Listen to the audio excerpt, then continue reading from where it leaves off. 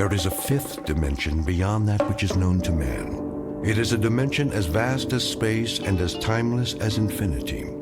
It is the middle ground between light and shadow, and it lies between the pit of man's fears and the summit of his knowledge.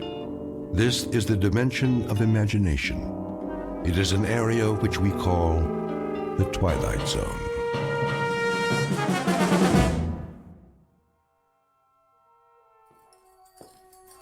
Let's get going. Yeah. Wasting too much time already. We've turned this place into a courtroom long enough. Barman, give me a drink. Coming right up. Hey, barman, pour me one too while you're at it. Court is back in session. Put that bottle away, Earl. You heard the judge. No drinking while the circuit court's here. Everybody sit down.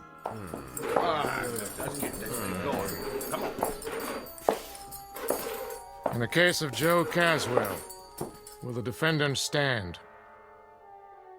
He means you. Stand up. I heard him, Sheriff. You don't talk until the judge tells you to. Now then, Joe Caswell, in the shooting of George Bamber's son, Will, you carry a Colt 45, same as the hole in Will Bamber's back, and there was an empty shell in your gun.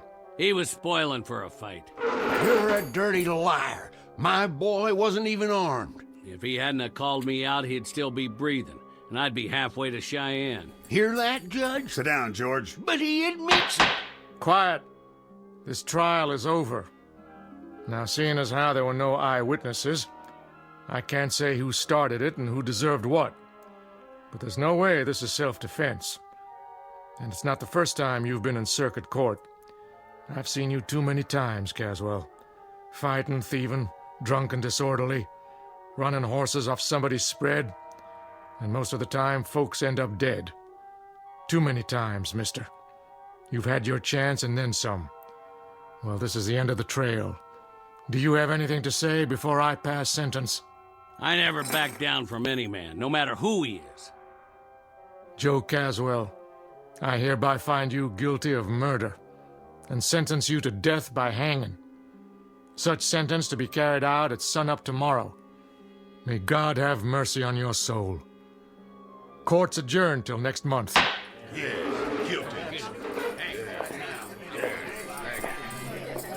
This way, Caswell. Then I guess I'll just see you in hell, Judge. We'll have a drink on it, you and me. Drink? Yep, I'm mighty thirsty myself. I was here first. No, you weren't. Take your turn, boys. Everybody gets served. Now, who's next?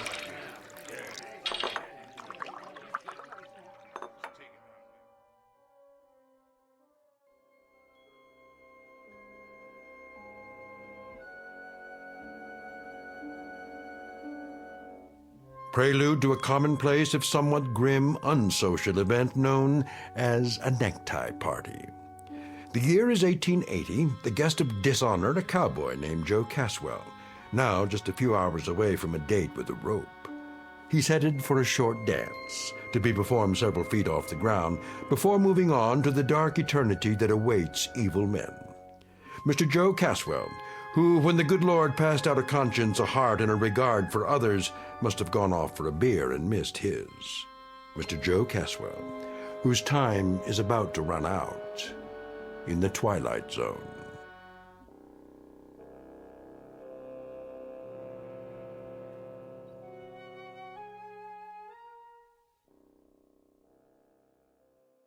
And now, The Twilight Zone, and our story, Execution, starring Don Johnson, with Stacy Keach as your narrator.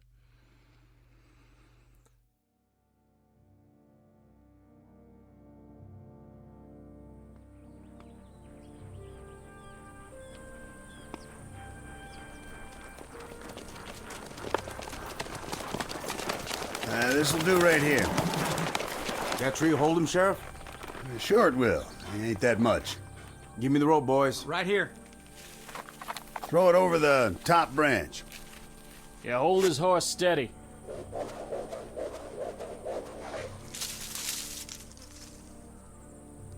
I made the knot real good. Yeah, he did. It's a big one, too. You did fine, boys. Though I walk through the valley of the shadow of death. Reverend. Shut up, Caswell. I shall fear no evil. No need, Reverend. I ain't interested in any prayers. And your immortal soul. Are you interested in that? It's my immortal neck I'm concerned about now. It's your pleasure to see that it gets stretched a couple of feet. And since that book of yours ain't gonna stop it from happening, I'd as lief make this short and get it over with. Go ahead, then. I'm finished. Judge? You got any last words, Caswell? What would you like to hear? It's up to you. Then I'd like to say something about the young man I put a hole in. Yes?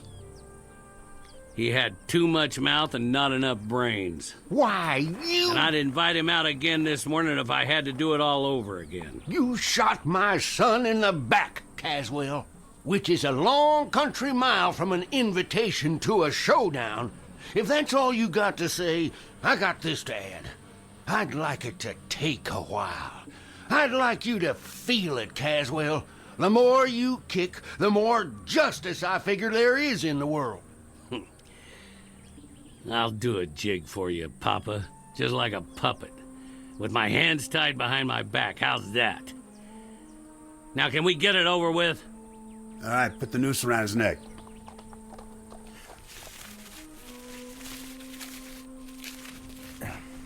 All set. Smoke, Caswell? Why bother? I wouldn't get to finish it anyway.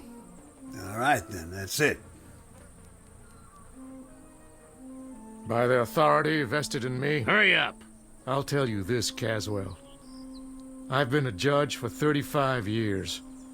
And the one question that always rests heavy in my gut is whether any human being has the right to condemn another. Maybe this is what should come from God. But in your case, Caswell, you're an evil man, plain and simple. You're a disease. When we hang you, it's a service to humanity. I have no doubt. No doubt at all. Gentlemen, do your job. Go ahead, you heard him. Ho! Go on, horse.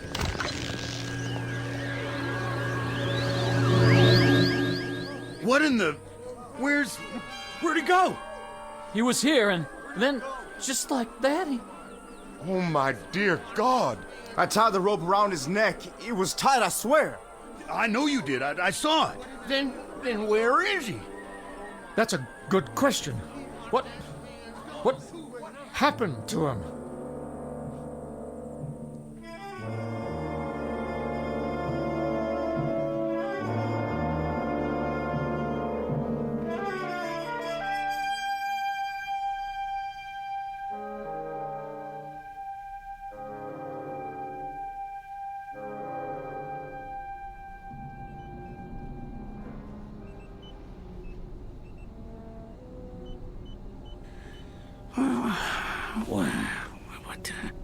What? Stay down. Who are you? Just try to relax. You're going to be all right. Where am I? A long way from home, old friend. A very long way. I ain't outdoors no more. No, you sure aren't. My name's Dr. Mannion. You're in my lab in New York. How'd I get here? That, I'm afraid, will take some explaining. Is it day or night? That hardly matters. The truth is, it's more than a full century after your last moment of consciousness.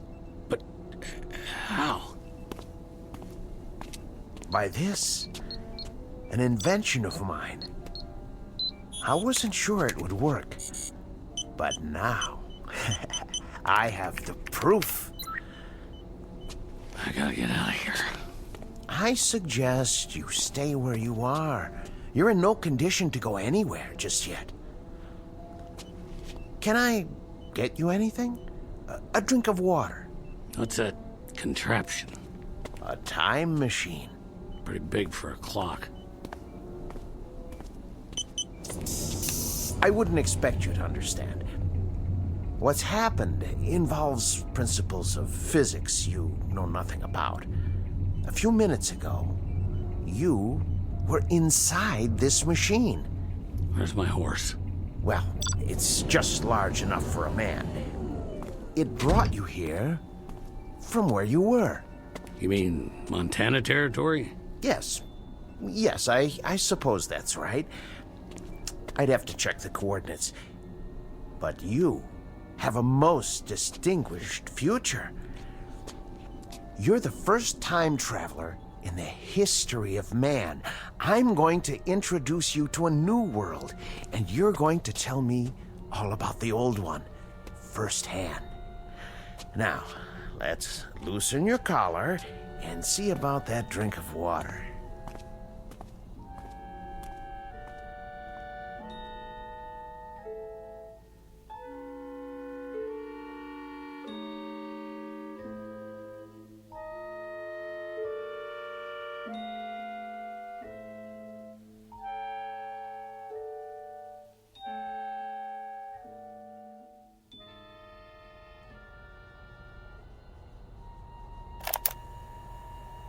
Continuation of the previous entry.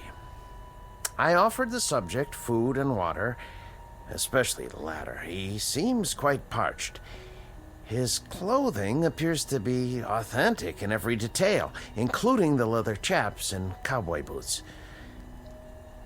After several attempts at conversation, he appeared desperately tired, and I showed him to the bed in my inner office. But I managed to learn the following. His name is Joseph Caswell. He claims to be a trail boss on a cattle ranch in the territory of Montana. His last moment of consciousness was on November 14th, 1888. He says he was on his horse when he suddenly blacked out. He awoke to find himself on the cot in my laboratory after I had carried him out of the machine. He claimed to remember no other sensations, and he has no real grasp of what has occurred.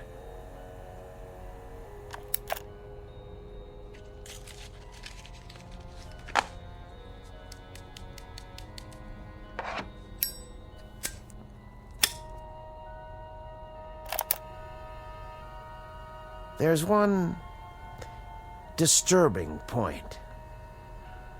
The marks of a rope are etched deeply into his neck. He offers no explanation for this. And I have one other observation, hardly scientific. I don't like his looks.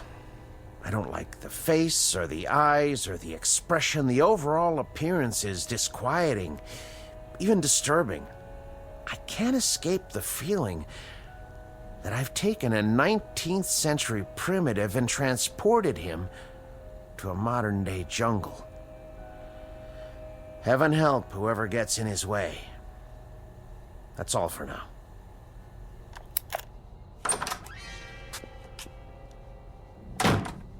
Who are you talking to? No one. Don't lie, I heard you. This small device is called a digital recorder. I speak into it, and it records my voice. A way to make notes, you might say, without pen and paper. Yeah? Here, I'll show you. There's one disturbing point.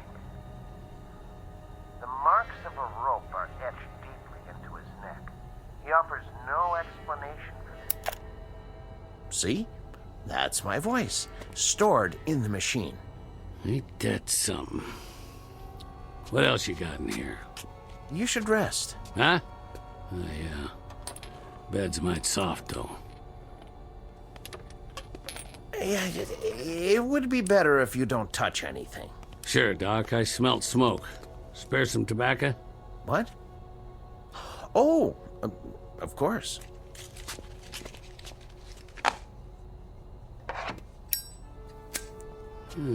Look at that.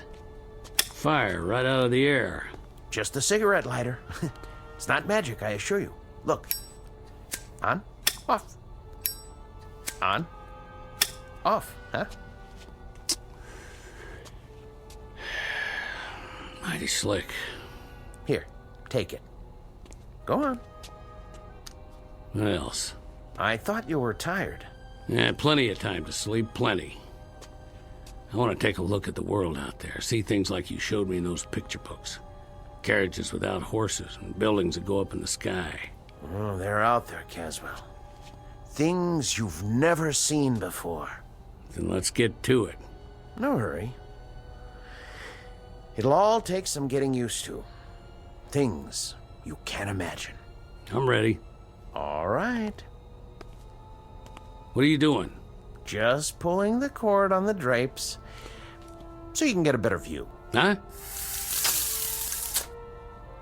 Ta-da! Now, look out the window. What is that? New York City. Just as I told you.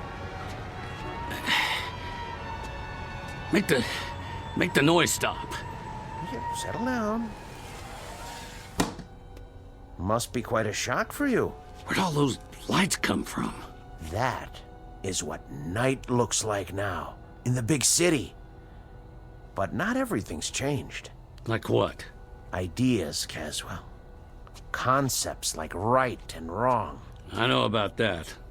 Do you? I had a deputy sheriff in Dodge City try to beat the difference into me with a wet rope. I know all about right and wrong. And what about justice, Caswell? What about that? I'm supposed to know about justice? More than most men, probably. Right and wrong, they could try to beat into you, but justice... Those marks came at the end of a rope, didn't they? Don't you worry about my neck. That's where you were when I reached back in time. You were at the end of a rope, weren't you?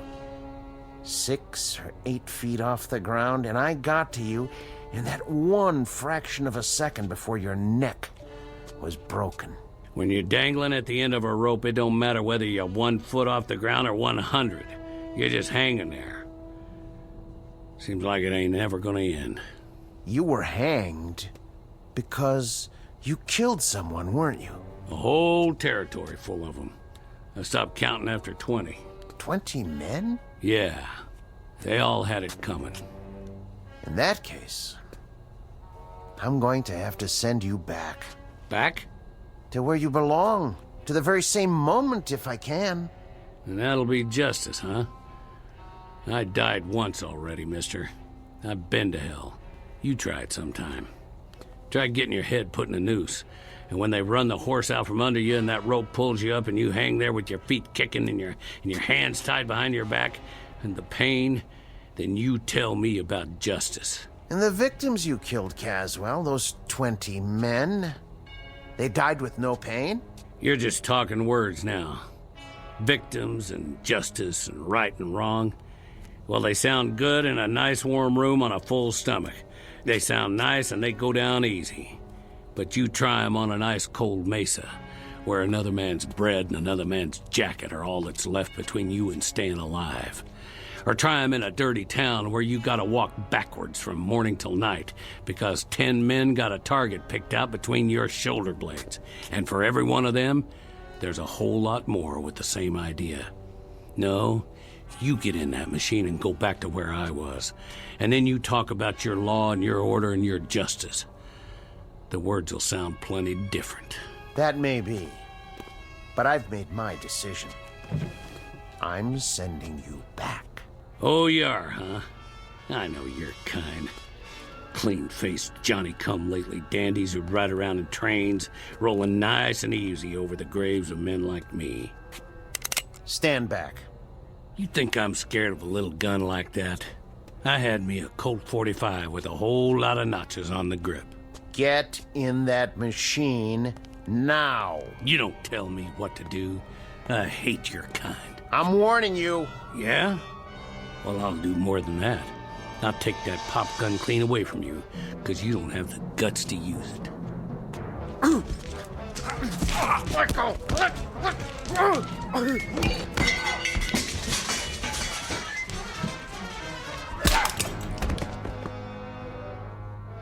Don't you ever draw on me.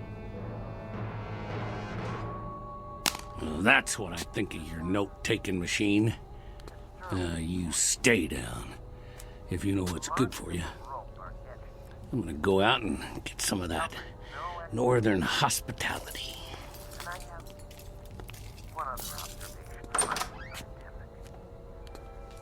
I don't like his looks.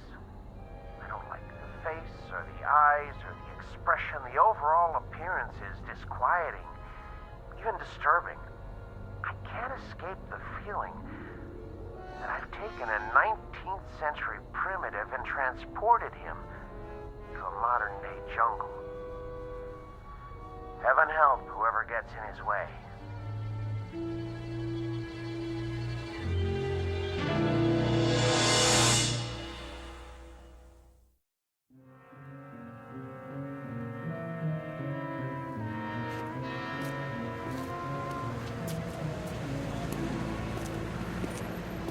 Paper! Evening paper! Hey, cab! I need a cab. Get your Franks here! Hot pretzels! Too much noise. Look at that guy. Who does he think he is? Hey, man, nice costume. Get out of my way. Who are you, a drugstore cowboy? Hey, move it, pal. Look at his eyes. What's wrong with him? Another crazy. I gotta get away.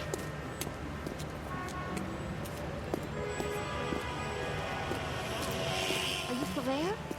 Honey, we can talk it over, can't we, honey? Don't you hang up on me.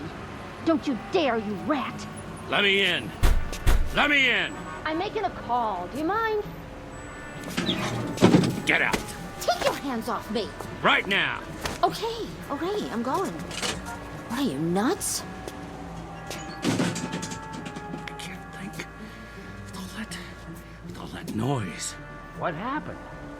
That man, he threw me out of the phone booth. He looks dangerous. I'm calling the cops. Stop it. Stop it! There was an overtime on your call. Please deposit 25 cents. Who's talking to me? Who's talking to me? Where are you? Please deposit an additional 25 cents. Shut up! Shut up! Let me out! Hey, that guy wrecked the phone booth. That's vandalism. Grab him. Not me. Somebody get the police. Out of my way.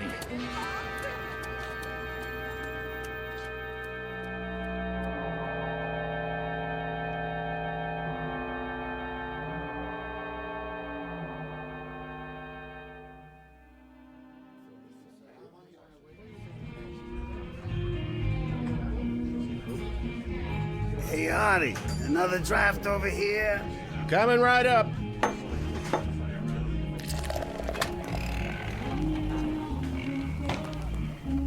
Hey there, cowboy.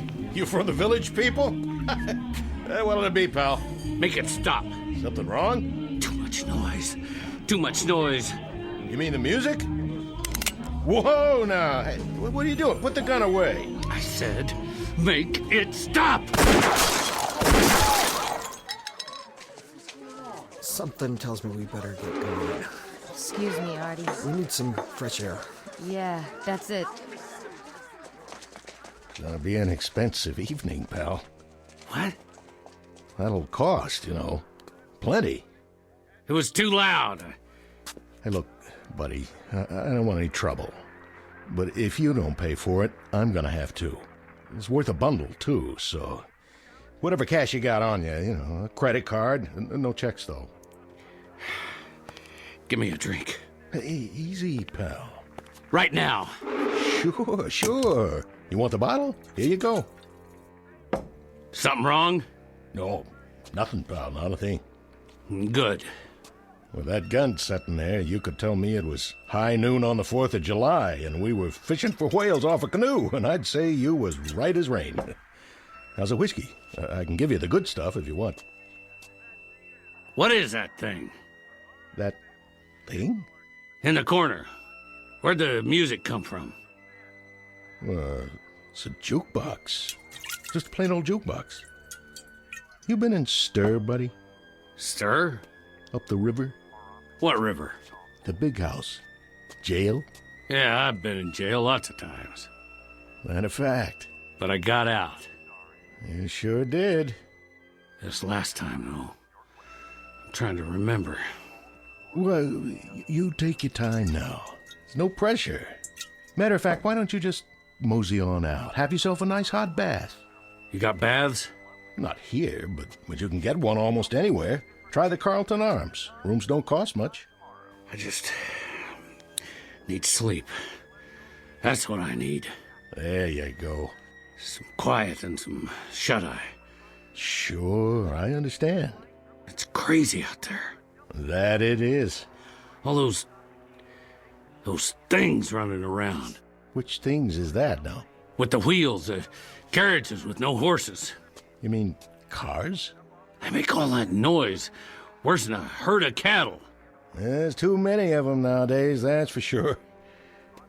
It's like thunder all the time, and lights everywhere you look going on and off, and...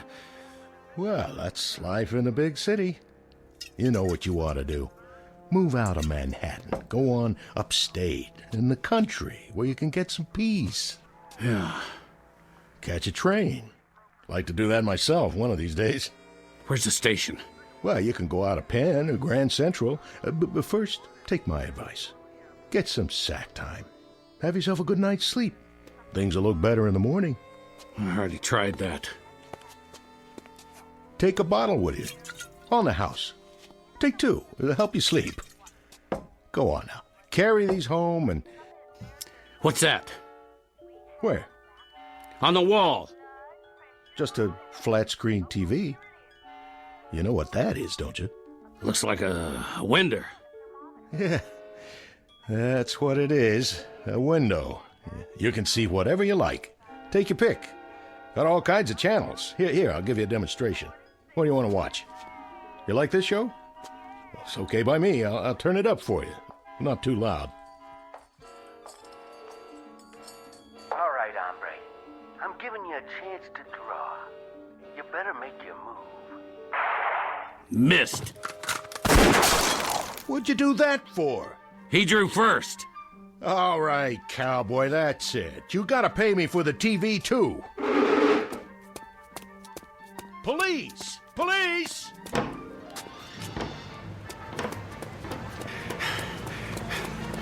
Stop that man! He's got a gun!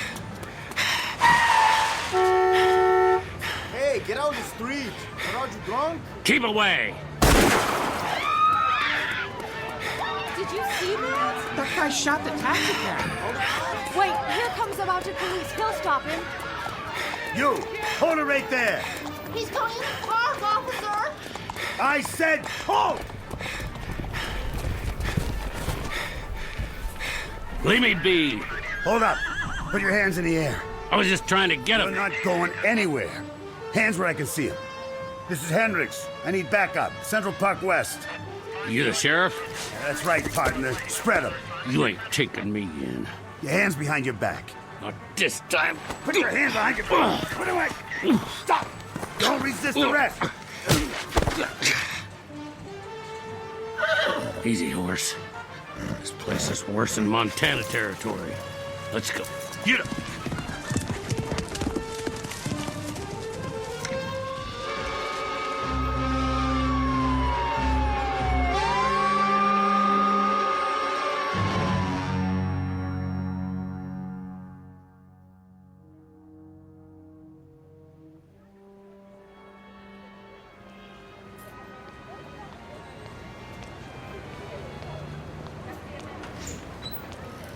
Evening, sir. Evening. I'll get the door for you. Thanks. Sir? Yeah. Are you a tenant? Me? I haven't seen you before. I just have to drop something off. Which floor? What? Most of the offices are closed now. Oh. Oh, yeah, I know that. Except for Dr. Mannion. Right. He likes to work late. Stays all night sometimes. Mannion? Yeah, that's it. I have to drop something off for Dr. Mannion. He's still here? Maybe. Maybe not. What does that mean? Never can tell. He could have gone down the back stairs. Worth a try. How's that? I say I'll see if he's still here. 3rd floor. You can't miss it. Thanks.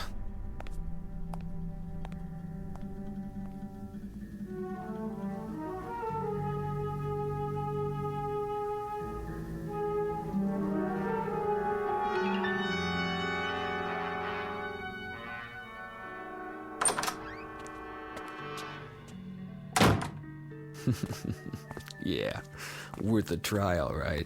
Didn't even lock his door.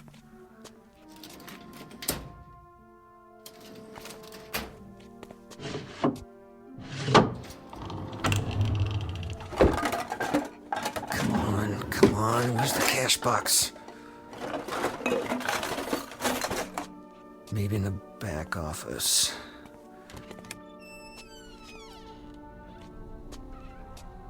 Gotta be a wall safe somewhere. What in the... Ah, jeez. Somebody else had the same idea. This guy's been beat up good. If he dies, I ain't gonna take the rap for this.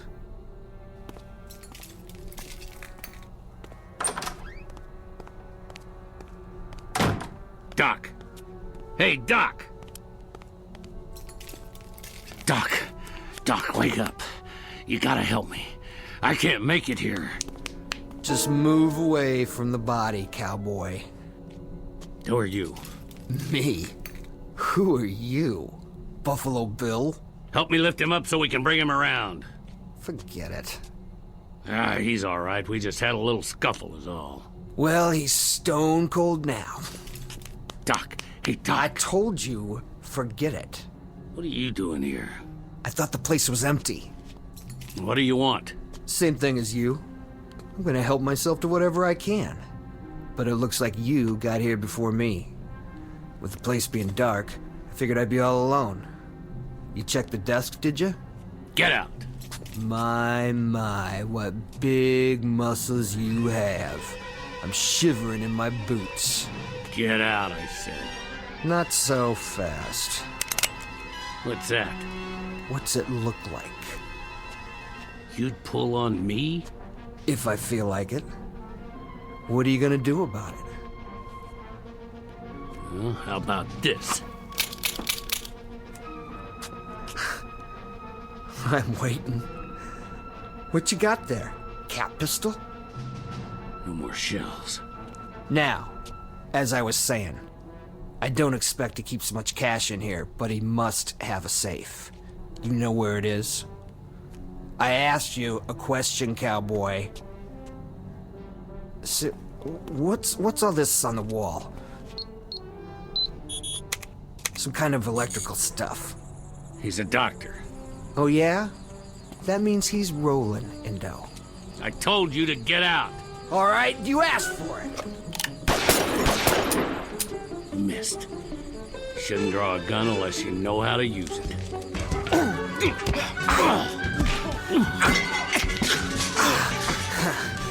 I don't need a gun.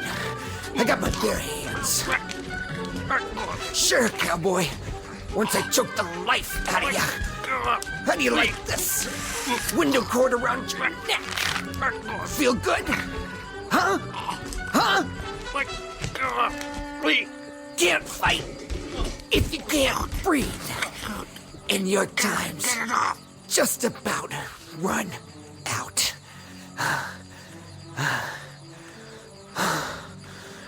Sweet dreams, cowboy. Now, get my gun. Go down the back stairs. Wait a minute. Didn't see that. What's in there? Some kind of secret chamber. Maybe that's where he keeps his dough.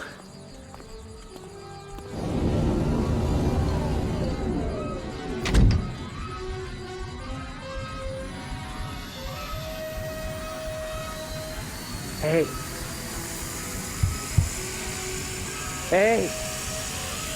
Open the door.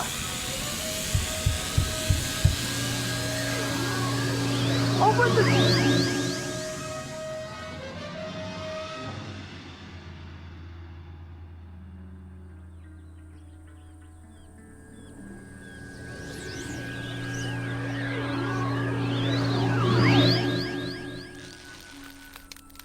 Hold it. He's back. What? How? That's not him. No, it's not. Then who? Cut him down. Hurry up, cut him down. I got it, Sheriff. Help him. Yes, sir. Here, use my knife. Let him down easy. It don't matter now, his neck's broke. But that ain't Joe Caswell. No, sir. Sure ain't the man we hanged. Then, who is it? Look at his clothes.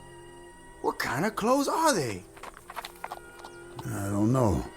Some kind of city get-up. Fancy shoes and all. Then who is he? It's not Caswell, Reverend. It's a stranger. Someone I've never seen before. Me neither. I put the noose around his neck myself. Around Caswell's neck. I don't know who this is. What kind of devil's work is this? I don't know if it is the devil's work.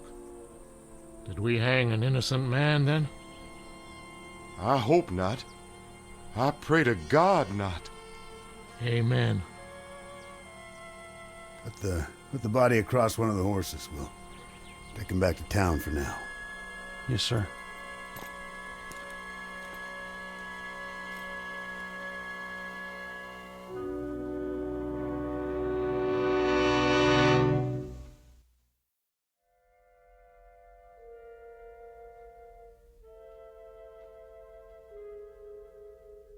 This is November 14th, in the year of our Lord, 1880, the aftermath of a Montana necktie party.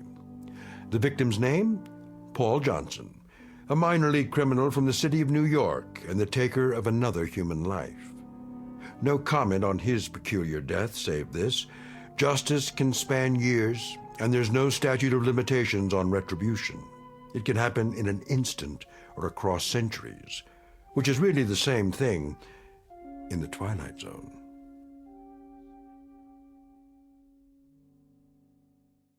More from the Twilight Zone after this. Hi, this is Carl Amari, producer of the Twilight Zone radio dramas. I'd like to take a moment to tell you about our official website at twilightzoneradio.com, where you'll get the latest news and information on these Twilight Zone radio dramas. Plus, at twilightzoneradio.com, you can digitally download 3 free episodes or any of our episodes for only $1.95 each. In this age of ever-changing technology, we've decided to make these episodes instantly available to you by making the Twilight Zone radio dramas a digital download-only series. This means that this series will no longer be offered on CD. The CD collections at our website are now being offered while supplies last at buy one, get one free. So be sure to get your favorites before they're sold out. Be sure to visit us often, and I'll see you in the zone.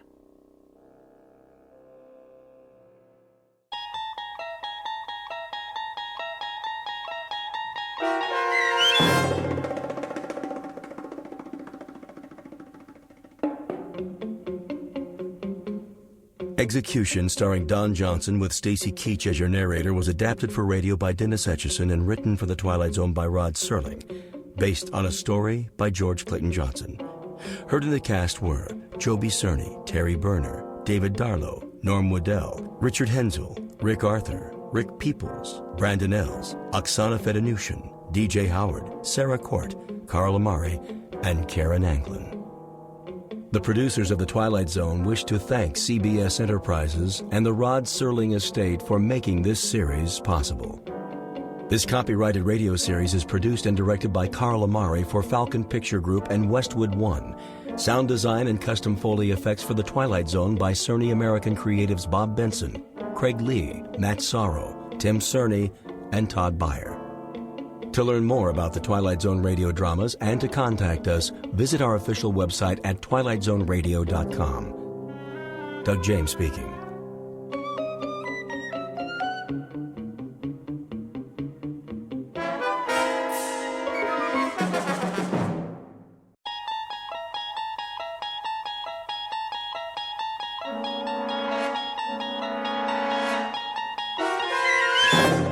You unlock this door with the key of imagination.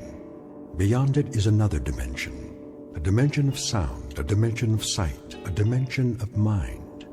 You're moving into a land of both shadow and substance, of things and ideas.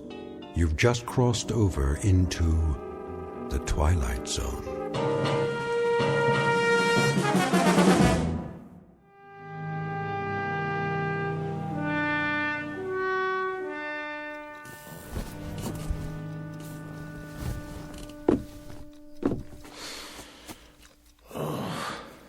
Charlie? Go back to sleep. It's early. What time is it? I don't know. My watch stopped. Oh, look at the clock. It says 7, but it's wrong. Oh, it can't be wrong. You wound it, didn't you? It has to be wrong. Look out the window. It's still dark. Must be 3 or 4 in the morning.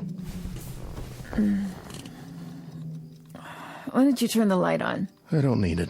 Leave it off. So, this is the day, huh? This is the day. Well, if you got 3 or 4 hours yet, what do you have to get up now for? Can't sleep. So, I thought I might as well go over to the jail. You know what I think? What? I think you're crazy. If it really is the middle of the night, you're crazy to get up now. What's so special about today? Ella. Just about hanging a little? I said, why don't you go back to sleep? Why don't you? There's going to be all kinds of excitement today, reporters and everything else. You're the one that could use some sleep. Bring breakfast over about 8:30. You want some coffee now? Pierce will have some at the jail. Just bring Jagger's breakfast at 8:30. What about you? I can't eat. What time do you string him up? Ella. Well, you know what I mean. What time does he get hung? Hanged. That's what I said. What time? When you're talking about an execution, Ella, the word's hanged. It's at 9:30. And you know something? I hope they stay away. I hope everybody stays away, not just the reporters, the whole town. Because when I think of a bunch of cold-blooded gawkers who get their jollies from watching a boy die, I want to... Well, why shouldn't they? Why shouldn't the whole town turn out to watch it? Including you? I haven't decided yet. Why would you want to see a thing like that? Why would you even think about it? Because if anybody deserves it, he does. Dirty little animal. I'm leaving now. I understand that after the neck breaks, they only feel it for a couple of seconds. Well, it ought to take more time than that, Charlie. For what he done, this is a mighty easy way to pay it off, don't you think? Easy? To get strung up by the neck? All I can say is you have a funny view of what's easy and what's hard. Just remember to bring his breakfast over. Hey, Charlie. How does he want his eggs? Edible. They're the last ones he's gonna eat, so do one thing for me, will you, Ella? Make them edible.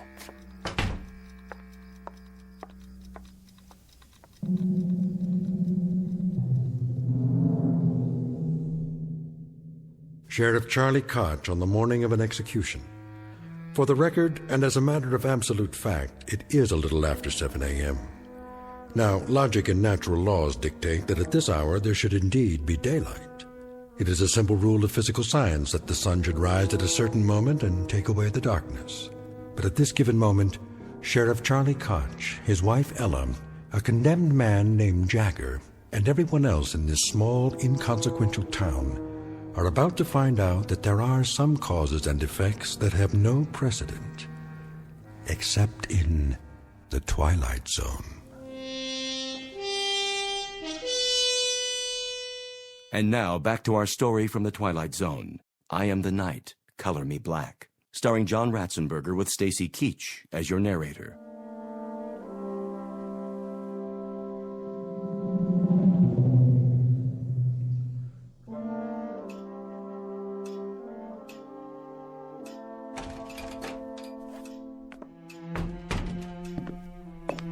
Morning, Sheriff. Pierce, anything doing? Nothing much. You sure? Yep. Take your feet off the desk. Sure thing, Sheriff. Glad you finally made it. This ain't the day to be oversleeping. You tell me all about sleeping, Pierce. You're the expert on that. Hey, don't get me wrong. I mean, I ain't complaining. You ain't complaining, but at 2 or 3 in the morning, you've had a 4-hour shift. And, buddy, that doesn't break anybody's back. 2 or 3 in the morning? What have you been drinking? It's 7:30. Then why is it pitch black outside? What are you talking about? Take a look.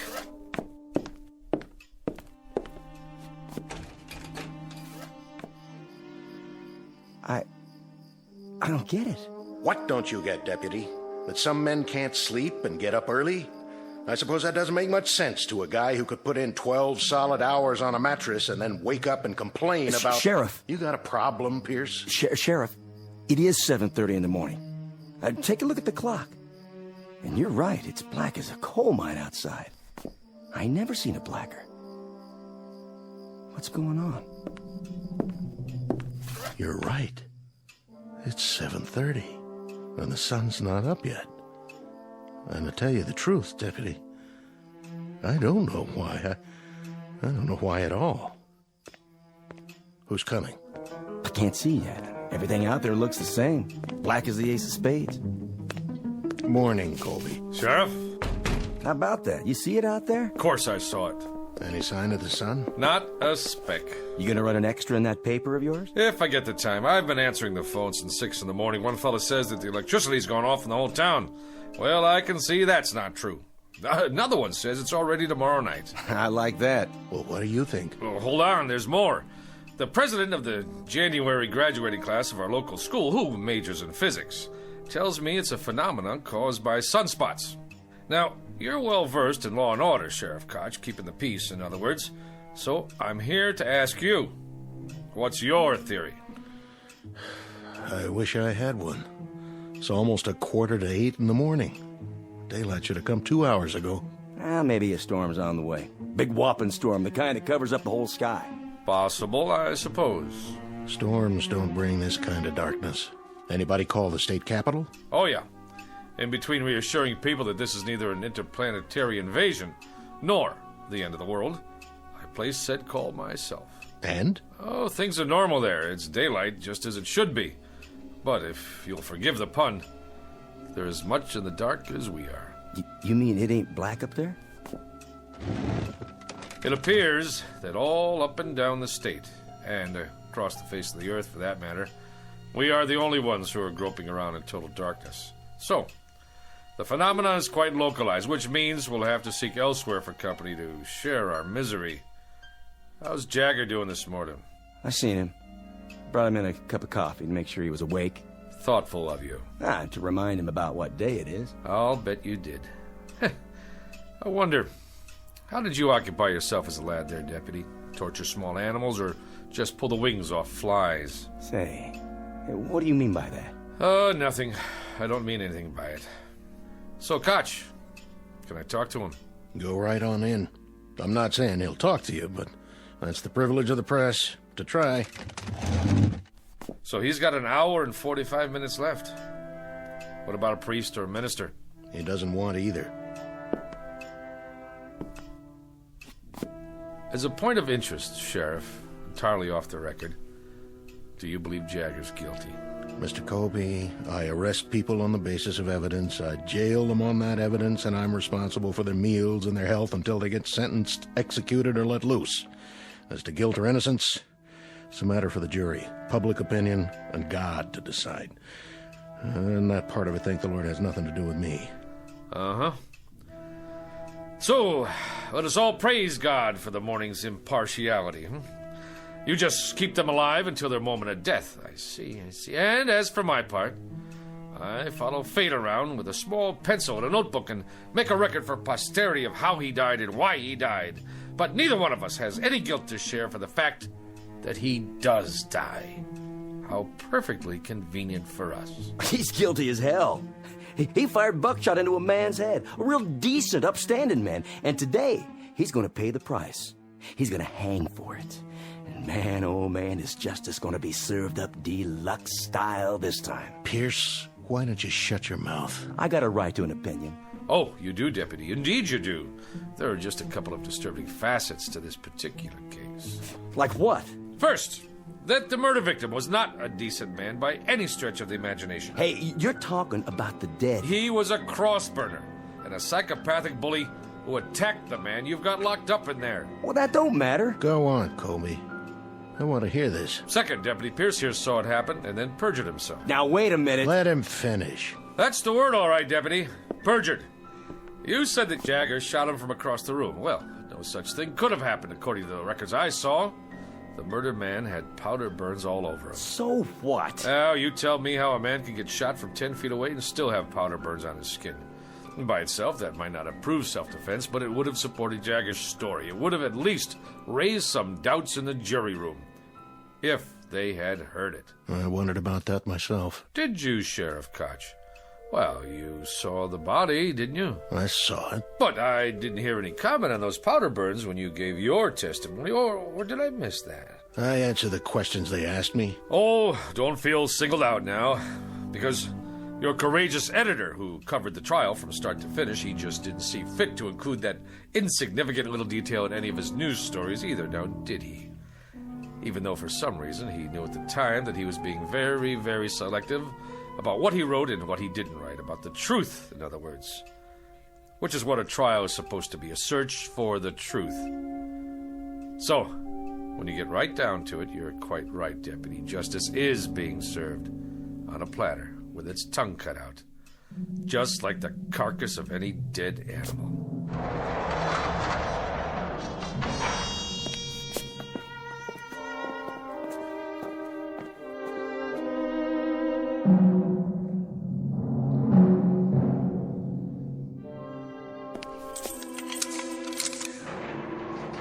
Call me when you're ready. I will.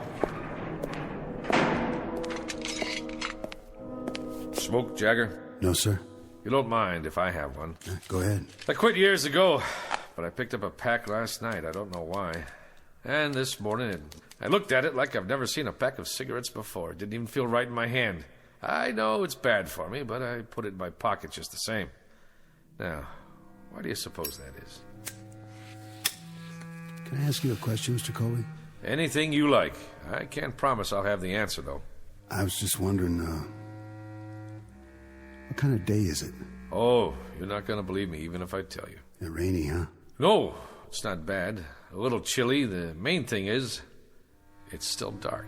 How do you mean? It's still black as night outside. The sun never came up. Close to 8 in the morning, and not even a little bit of daylight. God, come on. Don't kid me. I'm not. Why would I? What reason would I have to lie to you? Well, this place doesn't have any windows, so I guess it could be Christmas Eve or the 4th of July, and I wouldn't know the difference. Jagger, do you have a religious affiliation?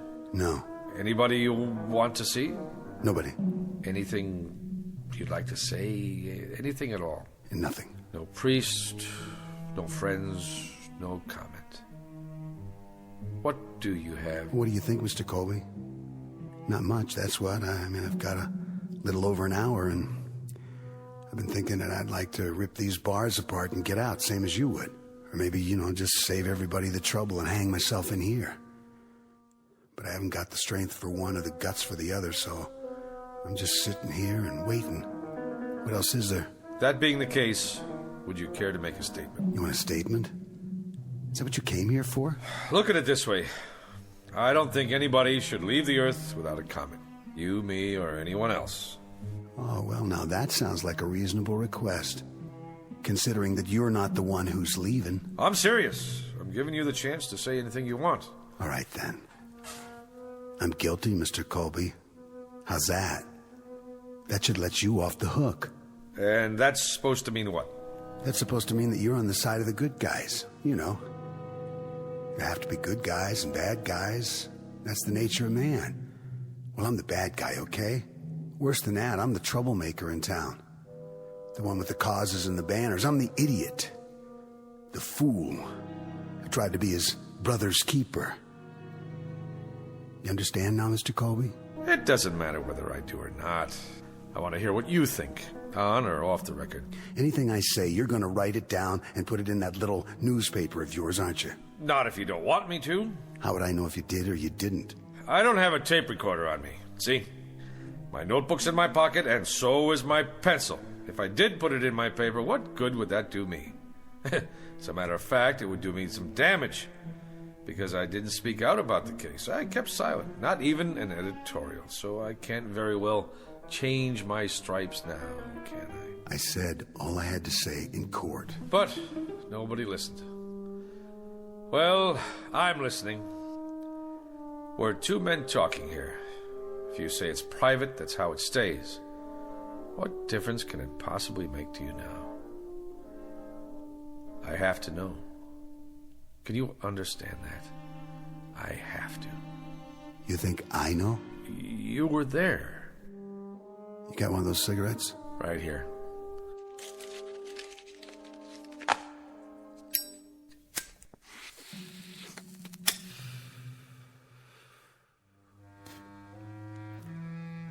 There was a shotgun. It wasn't mine, it was his. Everybody knows that, but they convicted me on premeditated murder. Even though I'm the one who tried to take it away from him before he could go out and use it. So you fought with him? I either loaded the gun and put it in his hands, or I tried to get it away from him. Take your pick. All I remember is the gun going off, and that's what counts, isn't it? Not motives, not what's in your head. You know what road is paved with good intentions. Good, bad, it doesn't matter. I'd say there's a big difference. A huge one.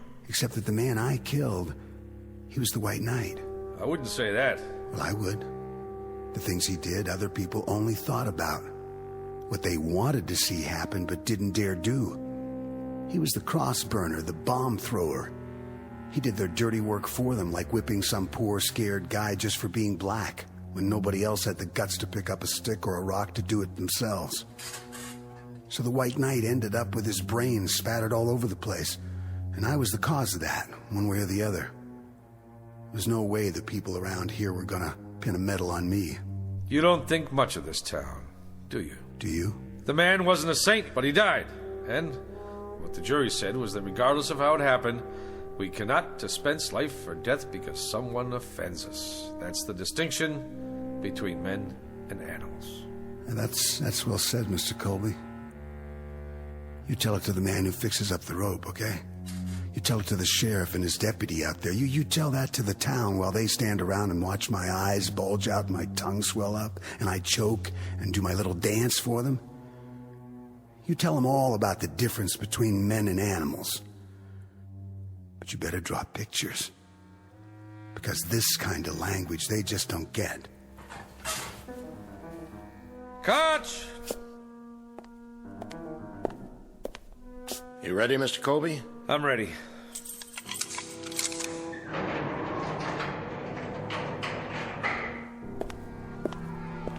A lot of commotion out there. I guess they just can't wait. That's not it. It's because nobody can see where they're going. Why's that? I told you, it's dark out. For real? The darkest I've ever seen it.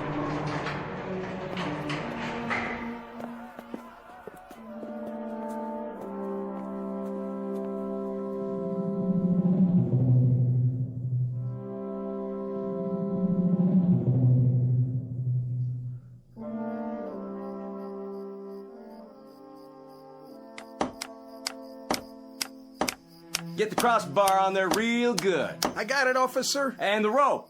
Make sure it's fixed right. Don't want it to break now, would we? No, sir. Could you point your flashlight up here one more time? You got it. How's that? Looks A-okay from here. You done real good, boys. Boss? What? Well, sir, you had us add cleats to the support, and then you wanted a bigger crossbar, and now you ordered a new rope, but just for today? Well, the old setup was just fine the way it was, as far as I could tell. So how come you went and spent all that extra money? Because this one's gonna go off without a hitch. Right, boys? Well, if it don't, it sure won't be your fault. Yeah, that's the truth. All right. I guess you can come on down. We gotta test it one time. Sure thing, boss. Now, when I say pull, you drop the sandbag. Yo. All right, then. Pull! That got her. That got her good, didn't it, boys? Yeah, boss, it sure did. Who's there? Easy, Pierce. Looks like everything's in working order. Yep, that'll take care of him. Sure it will. But I'm still worried about one thing. What's that? Exactly who or what is going to take care of us. There it goes, 9 bells. Why is it so dark then? Is it an eclipse? Can't be. I've been listening on the radio. This ain't no eclipse. It's weird. It's just plain weird. Word of the darkness that has suddenly and inexplicably engulfed this remote Midwestern town. Turn up that radio so we can hear. It is now 9 a.m. Eastern Standard Time, but latest reports indicate that the darkness blanketing the specific location is virtually total. So far, there is no sign whatever of any daylight on the horizon.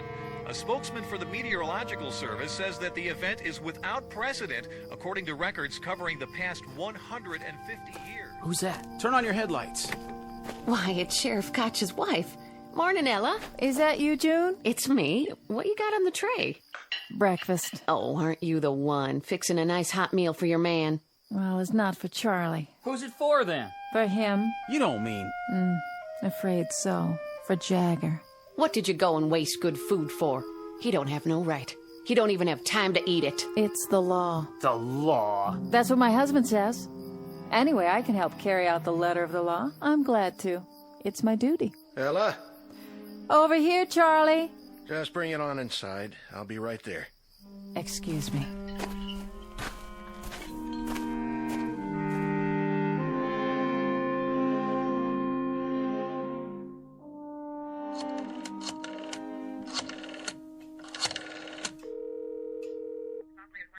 The governor, please. Yes, I'll wait, but please tell him it's urgent. Mr. Colby? Hi, Ella. Where should I put this? What? No, this is the editor of the Sun-Times. That's right. I'm calling to see if there's been a stay in the... Yes, I'll hold. What do you have there? Charlie said to bring it. Breakfast? For the condemned man. I guess you can just take it on in. To the cell? The hall door is open. It's right down there. I know where it is. Charlie said to fix a plate of eggs. He didn't say I had to spoon feed it. Yes, well, of course, if he's on the phone. He's not? What do you mean nobody called? No, listen. After the automatic appeals, there's always a request to the governor's office for a stay while they argue it before the circuit court. Morning, Mrs. Koch. I thought that was you. Yes, I'll hold. Thanks for bringing the tray. Just in time, too. I wouldn't want it to go to waste. When did you make these eggs? When? They're cold. Well, that's not my fault. You could at least have brought them on time. Charlie, you listen here. I couldn't drive because there's no street lights, so I walked over. I couldn't even see where I was going. That's just how long it took me. All right. I'll take it into him. If he doesn't like it, he can throw it in the trash for all I care. Well, now, don't do that. I mean, I haven't had nothing to eat this morning. I said I'll take it to him. Yes, I'm here.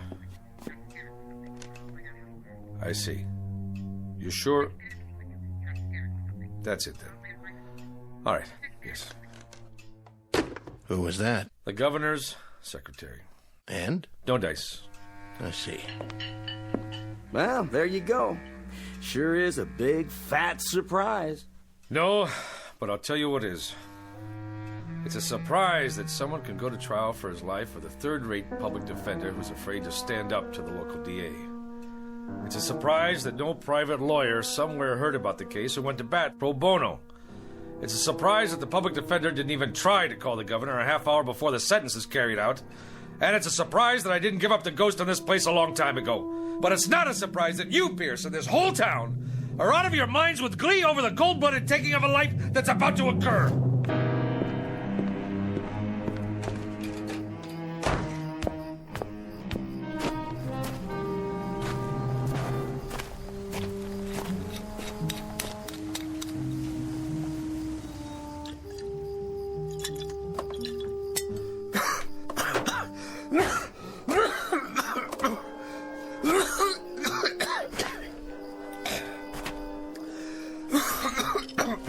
I think you dropped this. It's all right, Reverend Anderson. It's empty. Whiskey helps, does it, Mr. Colby? It doesn't hurt. Helps you see things more clearly? Or does it keep you from seeing? You suppose, Reverend, that there's some theological explanation for this morning? Theology? That's for divinity schools. This is a time for faith. Faith in death or in darkness? Maybe if we thought there was a divine act going on here, we could find a way to live with it. God is always with us, whether we know it or not. Is he? Even now. This isn't the first gallows ever built, Reverend, or the last. Won't be the first man to lose his life at an untimely age, and we won't be the last mourners on this earth either. Did you see him? Did you talk to him? Briefly. He wouldn't see me. Wouldn't even let me in his cell. That's a pity. He's a lonely boy. But at least he won't be lonely for much longer. That's the truth. He's going to glory. I'm glad you think so. And you don't, Mr. Colby? It would be easier if I did. But I gave up my faith years ago. Now I'm not sure I ever had it. We all stumble in life, lose our way for a time. But the shepherd doesn't give up. He keeps on looking for us. What happens if the shepherd loses his way too? It must be time. Listen to them. Oh, they want blood. Reminds me of sports fans in an arena somewhere. Yes, a Roman one. How's it look out there? Hard to tell. When they light their torches and storm the jail, I'll let you know.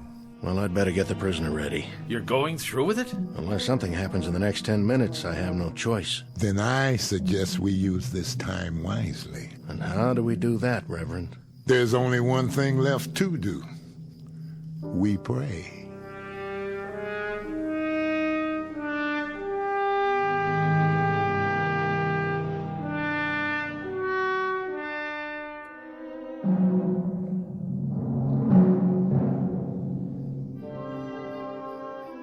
No time to pray now. It's 9:25. That's right, ain't it? 9:25? 5 more minutes. I can't believe Koch's doing this. The sun's not up yet. Law says May 25th at 9:30 in the morning. Well, that's what it is. May 25th, and it's pretty near 9:30 already. Quite apart from the fact, Mr. Pierce, that you're not the most sensitive of men, doesn't this morning suggest to you that there's something odd going on, and that perhaps we'd better dispense with business as usual until we find out exactly what it is? You know something? I've taken an awful lot of crap from you. And just who are you, anyway? A little shot editor of a crummy little paper? That's right, a crummy little paper that crawls along on its hands and knees from one edition to another. The way I figure it, you got more creditors than you got readers. That'll do it, Pierce. That won't do it by a long shot. And maybe you feel like turning your cheek to this bum, but there ain't no rule book says I gotta. He says I perjured myself, says I lied. And he wasn't throwing no bouquets at you either. Maybe because I don't deserve any. You know, Colby, you're right. I saw the victim. He did have powder burns. And when a committee of townspeople came to me and said there'd be no autopsy, I just bent my head and shuffled my feet and nodded. We've all got little axes to grind, don't we? I'd like to be re-elected sheriff. And you, Colby, you'd like to keep that newspaper going. And Deputy Pierce over here, he likes to feel important. He likes to be popular. He likes to stay on the side of the majority. So here we are, gentlemen. All of us treading water in a sewer. I don't take it from him, and I don't take it from you neither. Watch who you put your hands on, Pierce. Oh, what? You better unravel it right now, or I'll spread you all over the yard. It's 9:27, Koch. Then we better go get the prisoner. At last, Mr. Pierce. A labor of love, huh? You coming, Pierce? Yeah, I'm coming. I wouldn't miss it for the world. I want to see Jagger's face when he gets a look at that gallows.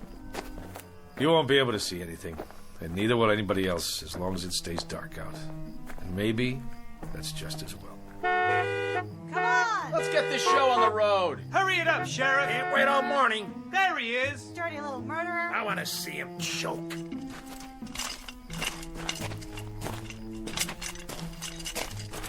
You don't need the chains. I'm not going anywhere.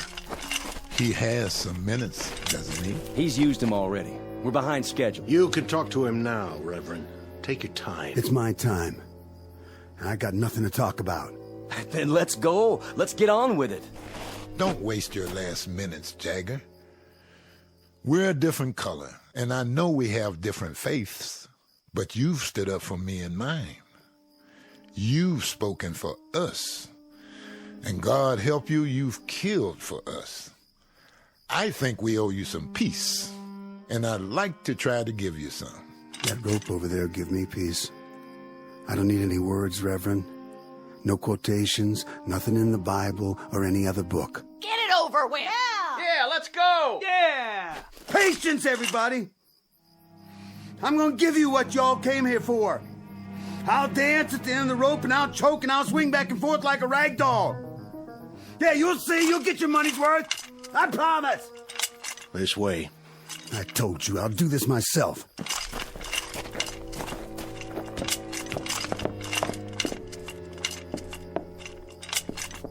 Any last words? Not on your life. That's one thing I won't give you people. I won't give you the satisfaction of saying, I'm sorry. Yeah! Yeah! Yeah! Yeah! Yeah! Yeah! Don't return their hate. Don't dishonor yourself. Why don't you go home? Go on. Get out of here. Just tell me one thing. When he came at you, Jagger, did it feel good then? What's the difference? And when you aimed that gun at his head, that wasn't such a bad moment, was it? Good or bad, who cares? If I wanted him dead or not, it ended the same. What was in my heart didn't matter, because it's what you do that counts, isn't it? Not what you wish for. So, when you killed him, Jagger, when you blew his head off, there were no regrets then, were there? If I told you I didn't mean it, would you let me go? The law's the law. It's what I did in this life. The same as for him, and I hated his kind. You enjoyed seeing him dead, didn't you? You know it. Now I know it too. I know it only too well. This man is guilty. We're all guilty. Guilty as sin. It's important to get with the majority, isn't it? That's the big thing. That's what really matters to you. We're all the majority. The minority died on the cross 2,000 years ago. You want a statement? I'll give you a statement. Tell everybody that. Tell them they're no better than me. Who wants to put the rope around my neck, huh? You, lady! You want to put it on, mister? Yea, though I walk through the valley of the shadow of death. And who wants to pull the lever, huh? You, Reverend? But you know we're all murderers! I'll do it.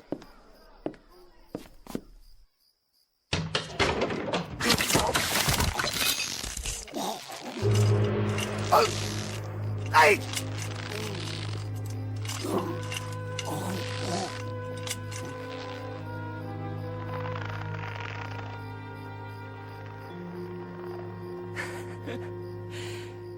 You seen the light, Reverend? You finally seen the light? Have you? Have any of you? In all this darkness, can anyone make out the truth? Look at what's hanging from that gallows. He hated. He killed. Now he dies. You hated. You killed. And not one of you isn't doomed. Not one. Do you know why it's dark?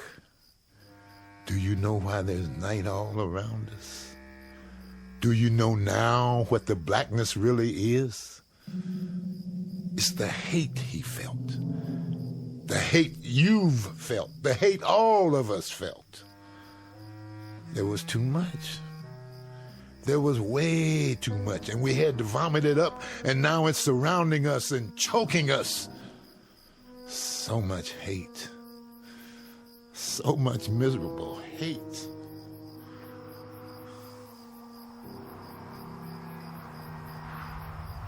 Oh, it's getting colder. Look what's happening. It's getting even darker.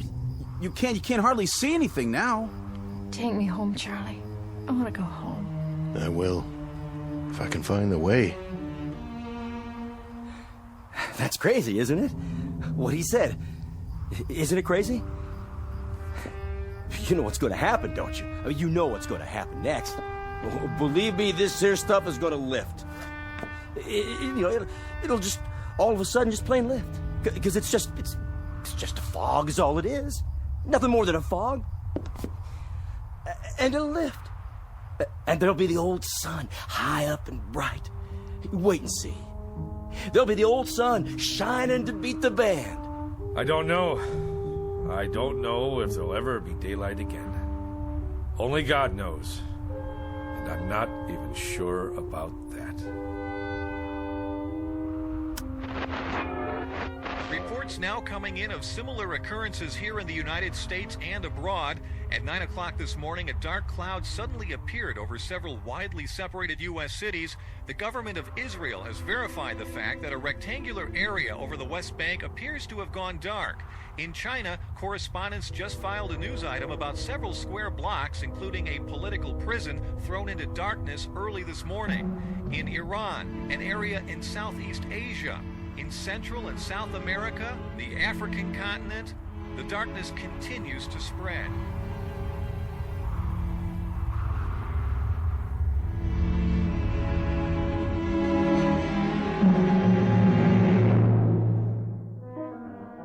Witness the effects of a sickness known as hate.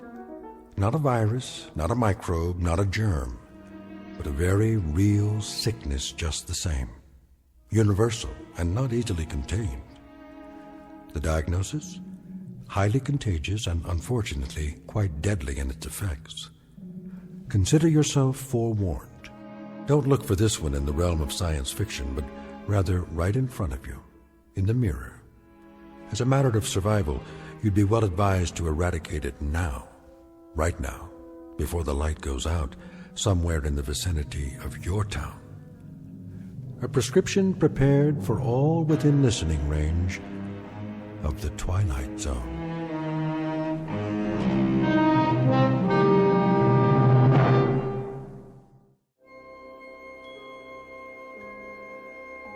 Hi, this is Carl Amari, producer of the Twilight Zone radio dramas. I'd like to take a moment to tell you about our official website at twilightzoneradio.com, where you'll get the latest news and information on these Twilight Zone radio dramas. Plus, at twilightzoneradio.com, you can digitally download 3 free episodes or any of our episodes for only $1.95 each. In this age of ever-changing technology, we've decided to make these episodes instantly available to you by making the Twilight Zone radio dramas a digital download-only series. This means that this series will no longer be offered on CD. The CD collections at our website are now being offered while supplies last at buy one, get one free. So be sure to get your favorites before they're sold out. Be sure to visit us often, and I'll see you in the zone.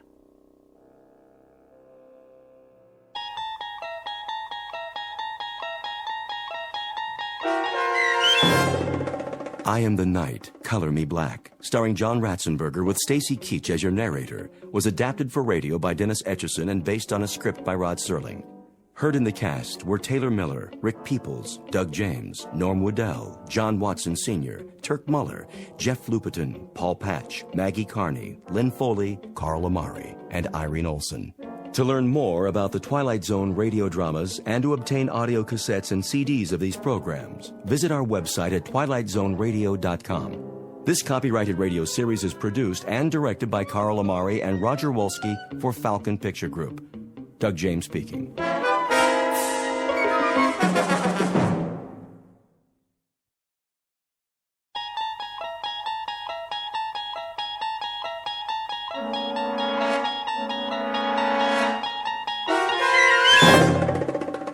There is a fifth dimension beyond that which is known to man. It is a dimension as vast as space and as timeless as infinity. It is the middle ground between light and shadow, and it lies between the pit of man's fears and the summit of his knowledge. This is the dimension of imagination. It is an area which we call the Twilight Zone.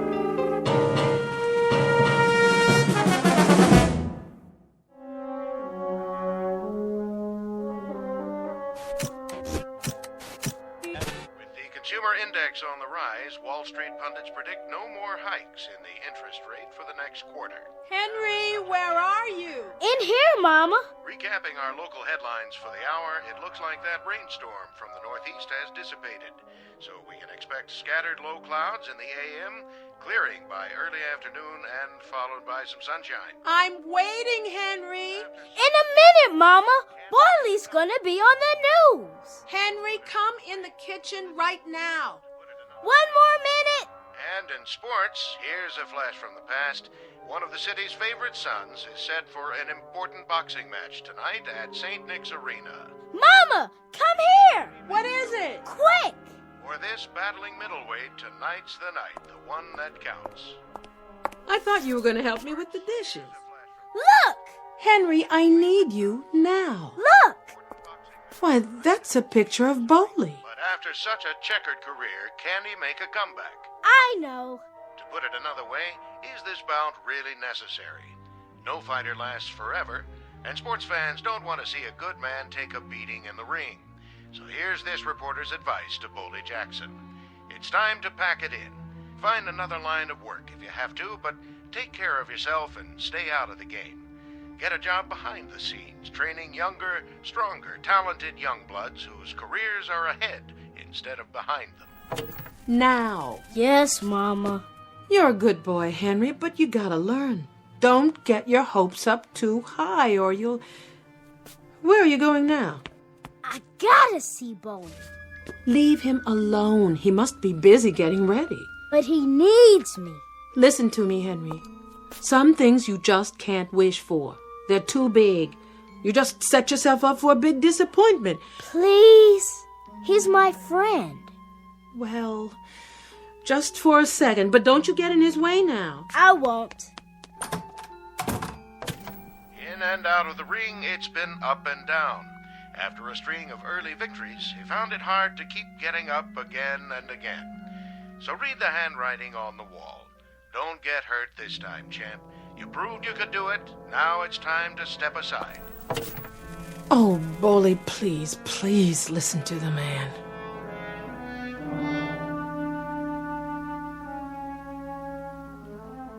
In this corner of the universe, a prize fighter named Boldy Jackson, 183 pounds, a little over his best weight, and an hour and a half away from his chance for a comeback at St. Nick's Arena. Mr. Boldy Jackson, who now lives in a tenement building and by the standards of his profession is an aging, over-the-hill relic of what was, and who now sees a reflection in his dresser mirror of a man who left too many pieces of his youth in too many stadiums for too many years before too many screaming people. Mr. Boldy Jackson, who might do well to look for some gentle magic in the hard-surfaced glass that stares back at him from somewhere in the Twilight Zone.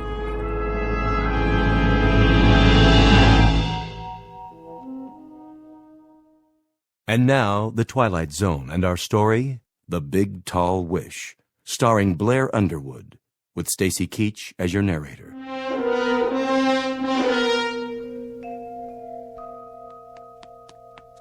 Hey, Bowley, you in there? Henry, what you doing here? Want to help you get ready for the fight. Can I? Yeah, sure you can. We're friends, aren't we? Come on in. Okay. Go on, sit down on the bed while I finish packing my gear. You feeling good, Bowley? You feeling sharp? Take a tiger tonight, huh, Bowley? Take a tiger, Henry.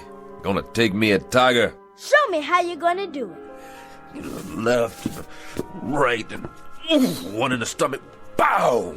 Just like that. Yeah. Then lift him up by the tail. And then what? And throw him all the way out to the 9th row. Looking at yourself in the mirror, huh? Yeah, you're looking good, Bowley. You're looking sharp. You gonna watch it on TV? You foolin'? I'll yell so loud, you'll hear me all the way to St. Nick's. Yeah. Hey, you know what I see in the mirror? A fighter don't need a scrapbook, Henry. You want to know about what he's done, where he's been? You can read it right in his face. He's got the whole story right there, cut into his skin. Yeah. Well, where'd you get that scar anyway? Which one? Over your eye. Ah, that's St. Louis. Guy named Sailor Levette. Real fast boy. And see this nose? That was Memorial Stadium, Syracuse, New York. Italian boy. Fought like Henry Armstrong, all hands and arms, just like a windmill all over you. That was the first time I ever had my nose broke twice in one fight. Did it hurt bad? Sure it did. What you think? Gee, Bully, that's tough. Moving south, Henry, moving south. Now, this here, Miami, Florida. Boy got me up against a ring post. Did this here with his laces on the face. That's where you read it. Start at the first match and move across Pittsburgh, Boston, Syracuse. I'm a tired old man, Henry. Tired old man trying to catch a bus. But the bus already gone. Left a couple of years ago. Aw, that ain't true. Here, look for yourself. Hands all heavy, legs all rubbery, short breath, one eye not so good, and there I go running down the street trying to catch this bus to glory. Stop talking like that. I'm only telling the truth. Bully, you're gonna catch a tiger tonight. I'm sure gonna try. I know you are, 'cause I'm gonna make a wish. I'm gonna make a big, tall wish. And you ain't gonna get hurt none either. I'm gonna make a wish that you don't. You hear? I don't want you getting hurt. You've been hurt enough already, and you're my friend, Bully. You're my good and close friend. You are a good boy, Henry. Good boy. And I thank you. Now, you go on. I gotta get my gym bag packed. I'll wait and walk you downstairs. Okay, boy. Okay. I like that just fine.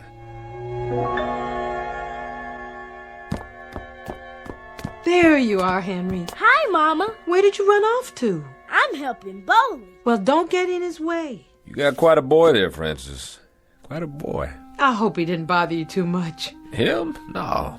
He talks like a little old man sometimes, you know. Real intense. Says I'm his good and close friend. Well, you are. You know, he's mine, too. I don't think I ever had a friend like Henry. You're good to him, Bully. You're real good to him. Taking him to ball games all the time, taking him out for walks. Hard for a boy not to have a father around. He never did know his. I know he didn't. He won't be going to bed tonight till you get back. Don't let him stay up too late. Take care of yourself, Bully. I hope you don't get hurt none. I'll work hard on it. I'm going to make a wish, Bully. I'm going to make a wish nothing happens to you. So don't you be afraid, understand? Don't you be afraid, no matter what, 'cause nothing can hurt you. You hear me? Nothing. That boy. You're more than his friend, Bully. He's got you in a shrine. Why would he do that? 'Cause you deserve it. Scared old man who don't remember nothing except how to bleed. I don't fit in no shrine, Francis. Don't talk like that. But you tell him. You tell him how I'm obliged for his wish. I think he already knows. 'Cause that's what I need right now.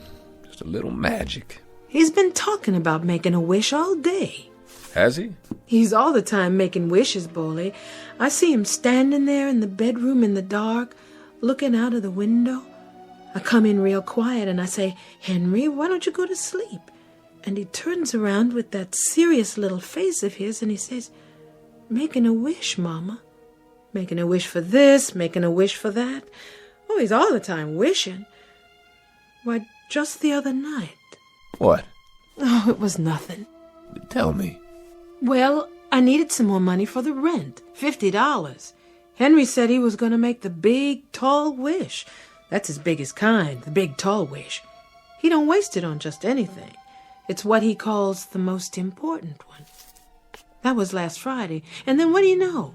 A woman I did some nursing for out on the island sent me a check. Just like that. A check for $50. And that was exactly how much I needed. I was real lucky. Yeah, that's what it was. Luck. Little boys are something, huh? Yes, they are. Little boys with their heads full up with dreams. And then, when does it happen, Francis? What do you mean? When do they suddenly know there ain't any magic? When does somebody push their face down on the sidewalk and say to them, "Hey, little boy, it's concrete. That's what the world is made out of.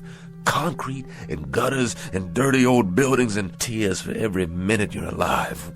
Oh, Bully. When do they find out that you can wish your whole life away?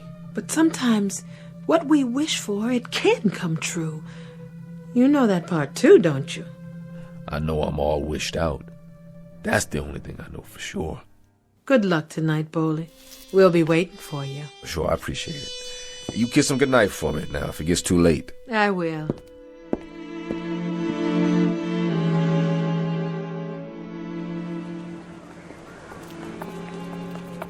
Hey, Boley, knock him out for me. Yeah, no TKO, out cold. I got a bet down on you. That no good bum. I thank y'all sincerely. You folks are good neighbors. Boley, we all know you're the best. Well, just don't bet too much now. Why not? You're gonna beat him, aren't you? Yeah, which round? Want to call it? How about the first round? Put him out of his misery. I'll do the best I can, boys. Best I can.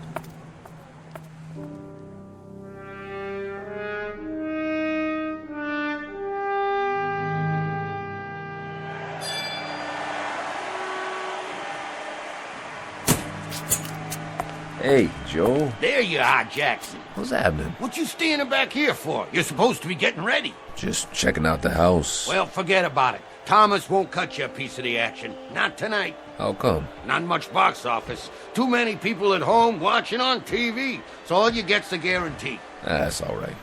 Just wanted to check it out. Been a while. A while. It's always the same. Cigars, beer, hot dogs, sweat, canvas. Never forget places like this, the way they smell. All this time, I guess I missed it. Go on in the dressing room. In a minute. I'll give you a rub down. We got time. Something wrong, Jackson? Like what? You're not freezing up on me. I'm here, aren't I? I've been working out all month. No offense. I just thought, seeing as how you've been away for a while. Don't talk down to me, Joe. You might have a slight case of the jitters, that's all. Not me. Never did. Never will. Don't worry about it. You'll do fine. Sure I will. You look good. You really do. How was the weigh-in, Slugger? Right on the money. Like I said, you're looking real good.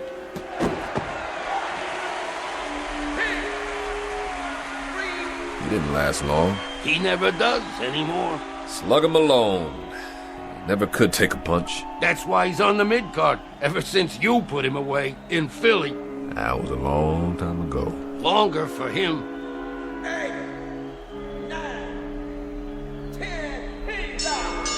How's that boy I got tonight?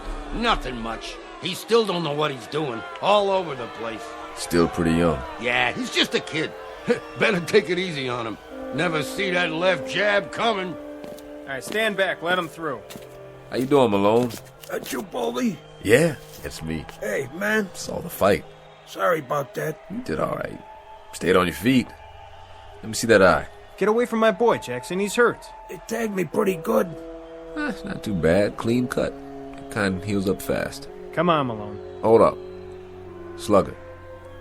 You're gonna be okay. You hear me? Hey, Baldy. Where you been anyway? I ain't seen you around. Here and there. You know how it is. Yeah, I know. You just take it easy for a while. Be good as new. You'll see. You still got that left jab? Sure I do. You show, Baldy. I got a bet down on you. Well, I was gonna, but Let's go, Slugger. I'll see you, Malone. Yeah, I see you in the funny papers. Move it. Hey, Baldy. When you gonna give me a rematch, huh? Anytime, Slugger. Anytime. He was never that much. He did the best he could. All he can do.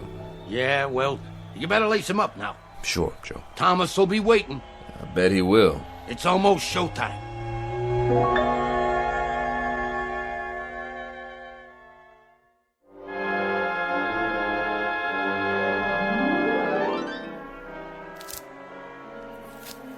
Hurry up, Mazel. I got it. There, Bully. Your hands are taped real good, just like old times. How's it feel?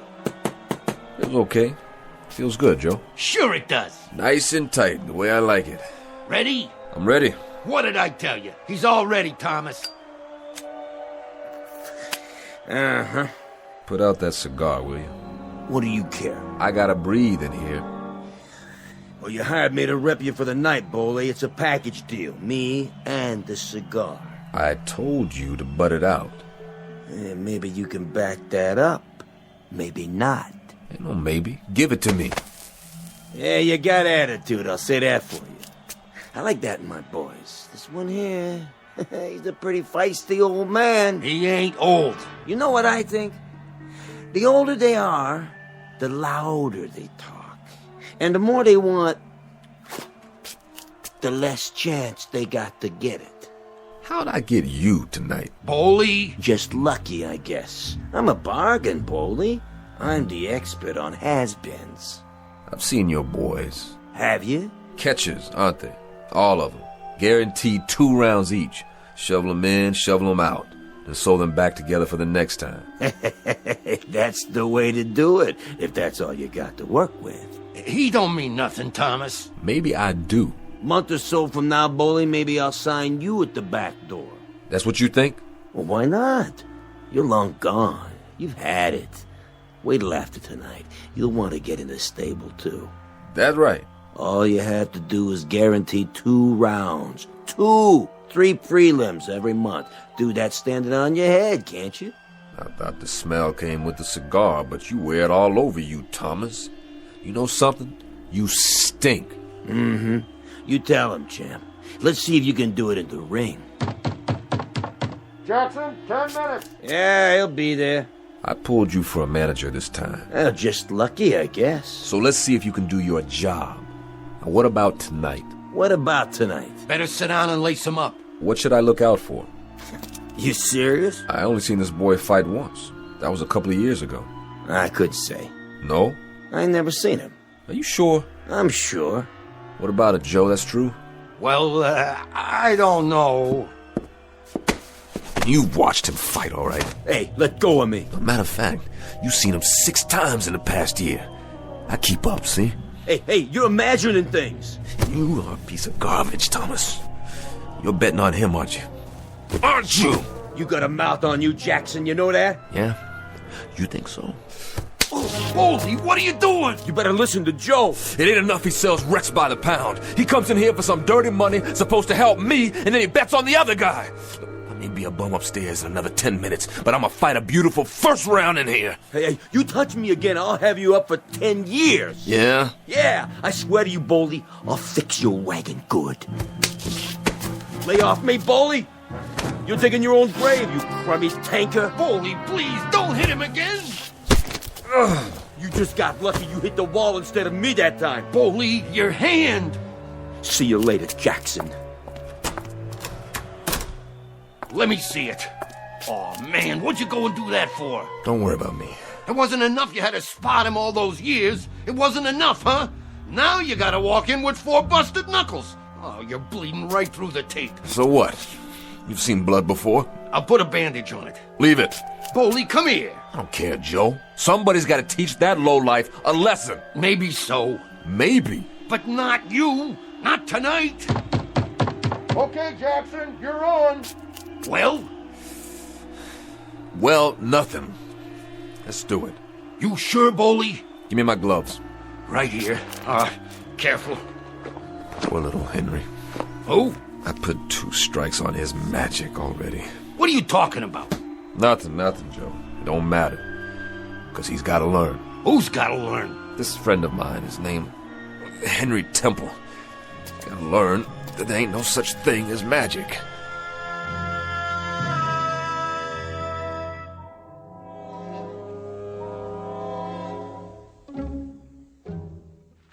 Another left, another right, and Jackson stays a wobbly. A 10-round bout, but it's not going that far, I promise you. He's hurt. Boley! It may be early in the fight, but Boley Jackson is definitely in a world of hurt. A sad spectacle.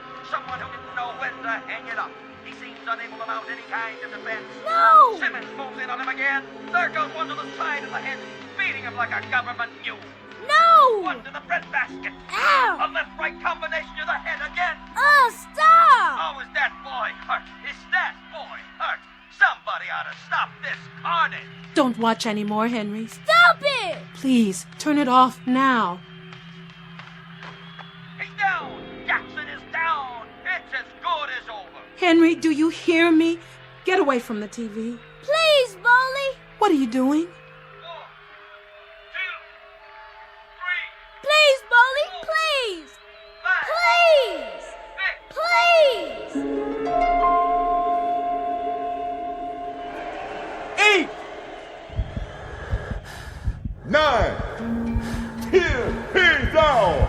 I can't believe it. What happened? Bowling. It's unbelievable. He's out. The man is out. Simmons is out. One of the most amazing turnarounds we've ever seen. Bowley Jackson was as good as gone, but then somehow he reached way, way down, sucked it up, and landed a left jab and a combination that put the lights out for Simmons, the favorite. Ladies and gentlemen, Bowley Jackson has done it. He's back.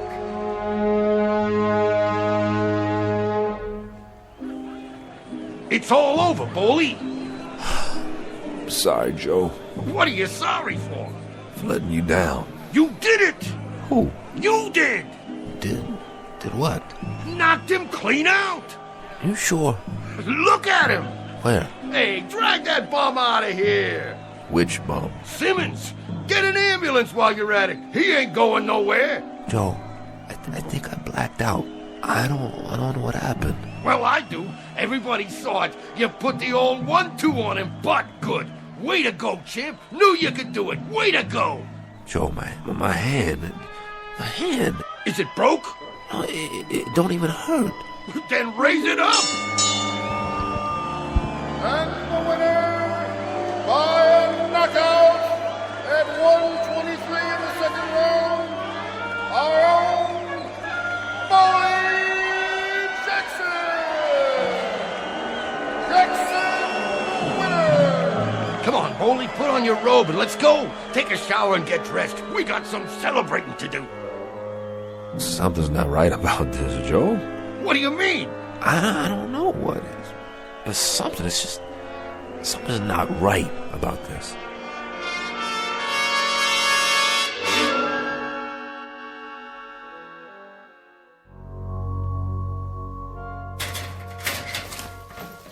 How do I look, Joe? Like $1,000,000. You didn't need a shower, never even worked up a sweat. Look in the mirror, not a mark on you. Oh, you're beautiful, Bowley. Yeah, but he kept on hitting me and hitting me. When? All through the first round and the second. But you was bobbing and weaving. He never laid a glove on you. You positive? Yep, you done dandy. Joe, look at this hand. My fingers are fine. They sure are. You were wrong, huh?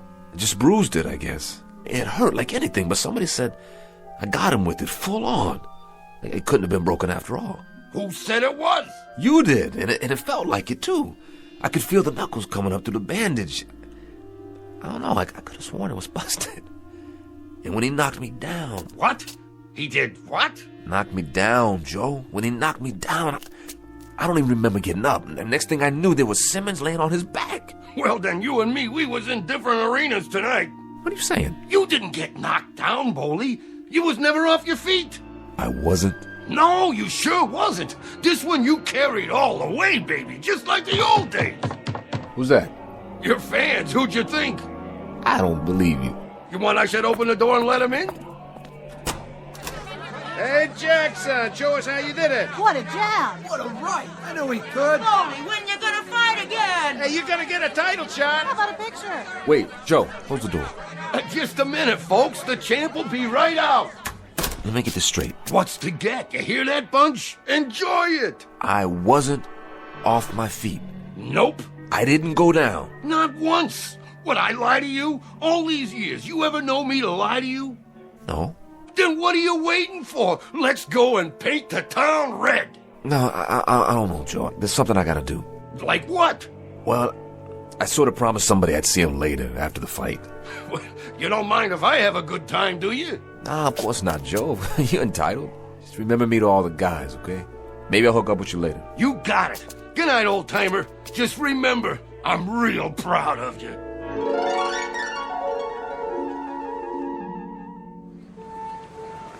Hey, there he is. Beautiful, Boley. I watched the whole thing. Didn't take long. Second round.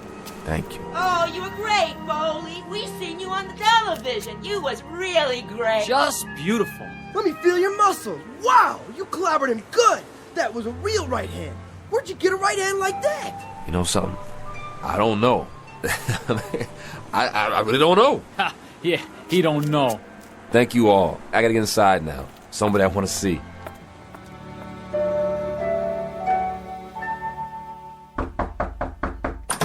Francis, I just wondered if... You should have seen him, Boley. He like to went out of his mind. He was so happy. Whole building was shaking. You'd never believe it. Is he... He's up on the roof, waiting for you. I'll see to him. Send him down soon, Boley. It's real late.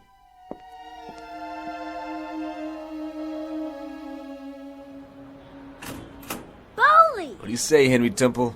Come here and give me a hug. You were a tiger, Boley. You were a real tiger. Look okay? Sharp. Sharp like a champ.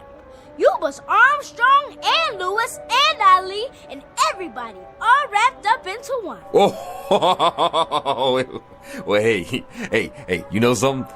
That boy must have hit me so hard, he knocked the hurt right out of me. How come? 'Cause, Henry, I don't remember a doggone thing. I mean, I must have really been punchy for a second because I thought he had me on my back. And there I was looking up at that old ref waving his arm down on me, and I was staring up at the light, blinking my eyes, and it must have been some kind of dream or something. I don't know nothing about that. Henry, I was never off my feet. I never got knocked down. That right? I gotta go. Henry, look at me, boy. Look at me. I was never off my feet. Say it. Am I your true friend? Yeah. Friends don't tell lies to each other. Now tell the truth. Henry, I'm asking you, was I laying on my back and on the way out? Yes. But nobody remembers it. Nobody at all except me. I thought it happened, but it didn't. I thought I was laying there on my back getting counted out, but everybody tells me. Boley, I made the big wish then. I had to make the big wish. I wish you were never knocked down. I just shut my eyes and I wished real hard. It was magic, Boley. We had to have magic right then. No. Oh, no. Had to, Boley. Nothing left for us then. Had to make a wish. Crazy kid. Don't you know there ain't no magic? Boley, you're hurting me. There ain't no magic or wishing or nothing like that. You're too big to believe in fairy tales. If you wish hard enough, Boley, it'll come true. If you wish hard enough and then believe it, it'll stay that way. Somebody's gotta knock it out of you, don't they? Somebody gotta take you by the hair and rub your face in the world and give you a taste and smell of the way things are, don't they? Stop! Listen, boy, I've been wishing all my life. You understand, Henry? You understand? I got a gut ache from wishing, and all I got to show for it is a face full of scars and a head full of memories of all the hurt and all the misery I've had to eat with and sleep with my whole miserable life. Oh, you crazy kid. I'm not. Crazy kid. You telling me you wished me into a knockout? You telling me it was magic that they got me off my back? Now, listen, boy, there ain't no magic, huh? No magic, Henry. I had that fight coming and going. I had it in my pocket, man. I was the #1 out there, and there ain't no such thing as magic. Boley, if you believe, understand? You've gotta believe. If you don't believe, Boley, it won't be true. That's the way magic works, Boley. You gotta believe. Please, please believe. Little nutcase. That's what you are. How come I got mixed up with you? Ain't I got enough trouble without getting mixed up with some dopey kid that... Oh... God, sorry, Henry. Henry, come here. Henry, look at me. I can't believe. I'm too old, and I'm too hurt to believe. I can't, boy, I just can't. Henry, there ain't no such thing as magic. God help us both. I wish there were. Boldy, you got to believe. I can't. You got to. Boldy, you gotta believe. Or else... I told you. I can't. Then if you can't, Boldy, if you can't...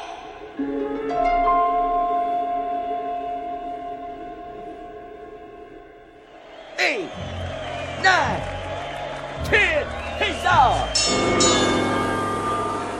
Come on, Jackson. I'll help you up. Oh, what happened? The kid got in a lucky punch. Don't worry about it. Don't mean nothing.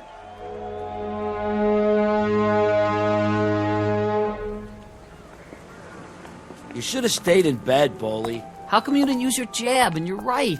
I broke my hand, that's why. He do that to you? Nah, I did it to myself. It was an accident. Oh, man, Boldy, are you kidding me? You ought to pack it in, Boldy. Get yourself a real job. Excuse me, I gotta go in.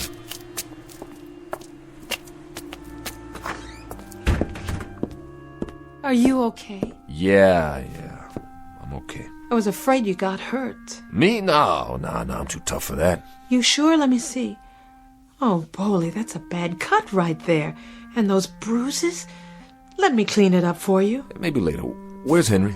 He's in bed, Boldy. I have to tell you, that's a sad little boy in there. Can I see him? Sure, I expect he's waiting for you. Boldy? Yeah? I'm real sorry. I know you are, Francis. Me too.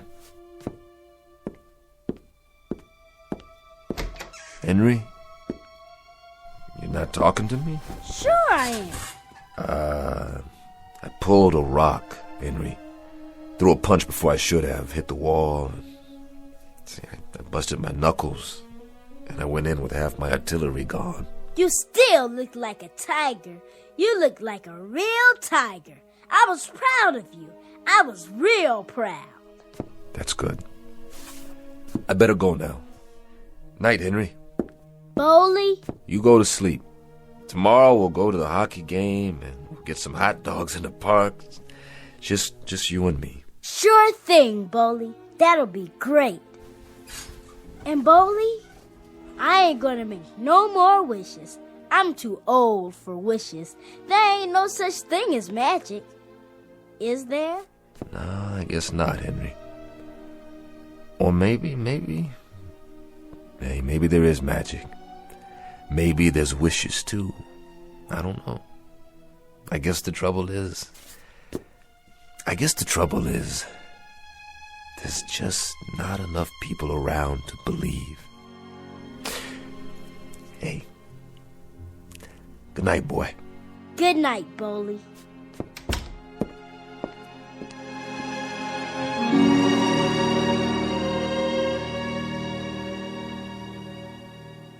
Mr. Boldy Jackson, who shares the most common ailment of all men, the strange and perverse disinclination to believe in a miracle, the kind of miracle to come from the mind of a little boy, and now perhaps only to be found in the Twilight Zone.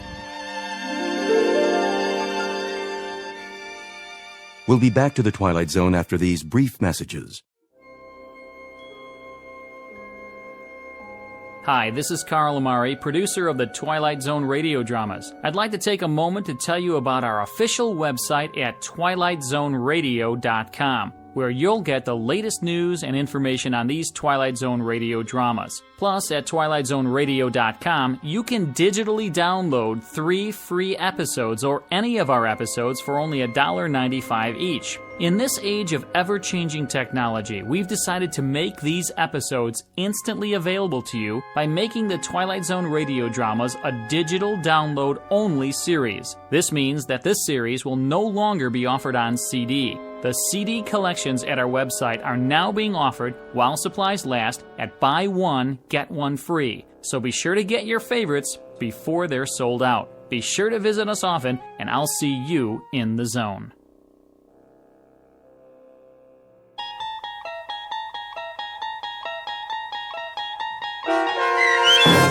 The Big Tall Wish, starring Blair Underwood with Stacy Keach as your narrator, was adapted for radio by Dennis Etchison and based on a script by Rod Serling. Heard in the cast were Maestro Harrell, Cheryl Lynn Bruce, Richard Hensel, Doug James, Turk Muller, Rich Komanek, Rick Peoples, Linda Ryder, Peter DeVito, Carl Amari, Vince Amari, and Roger Wolski.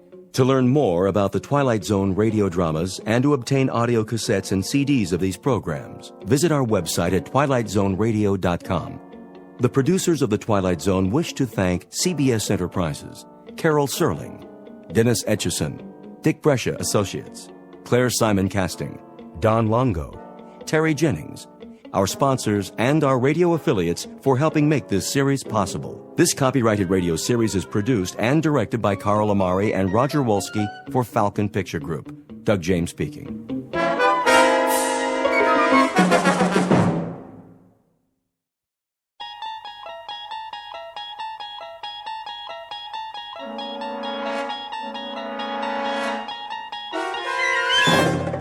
You unlock this door with the key of imagination.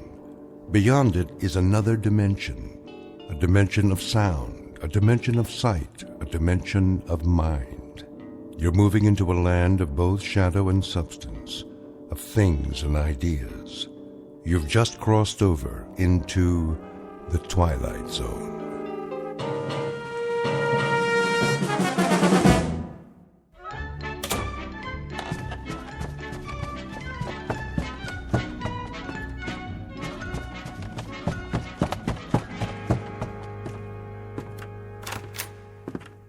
Morning, Mr. Poole. Morning, Mrs. Sullivan. Off to work? You know it. Oh, Mrs. Sullivan. Yes? I meant to drop off the rent last night. Oh, no hurry. It isn't due yet. I know, but I don't like debts. I'll make sure you get it this evening. That will be just fine. Well, have a good day at the bank. The same as every other day. Oh, excuse me. Were you going out? Just to bring in the paper. Oh, let me get it for you. You don't have to do that. No problem.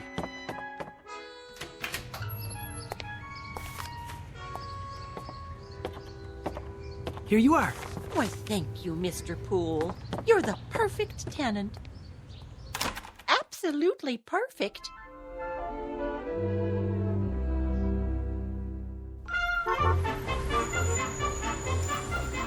Paper, get your paper. You have the morning sports final? Sure thing. 25 cents, $1/4 of a dollar. Here. Thanks, pal. Paper, get your paper. Who wants a paper, morning final? One here, Marty. Sure thing, Mr. Poole. Always got a copy for you. Let me see if I have the right change. Yep. Here you go. Hey, look at that. Something wrong? Your quarter. It landed on the edge. Didn't even fall over. Well, what do you know? That'll never happen again in a million years. This must be your lucky day. Oh, I hope you're right, Marty. A little luck never hurt anyone.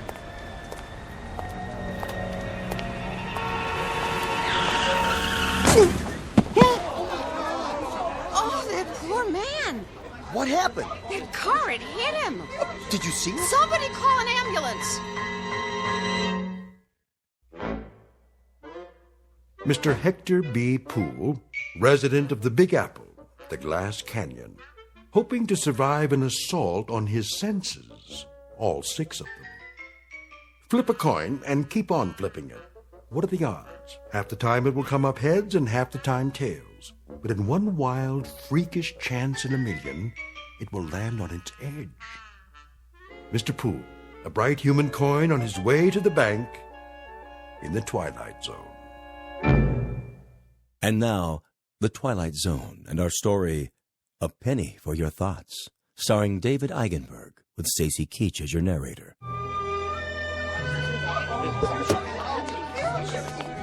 Stand back!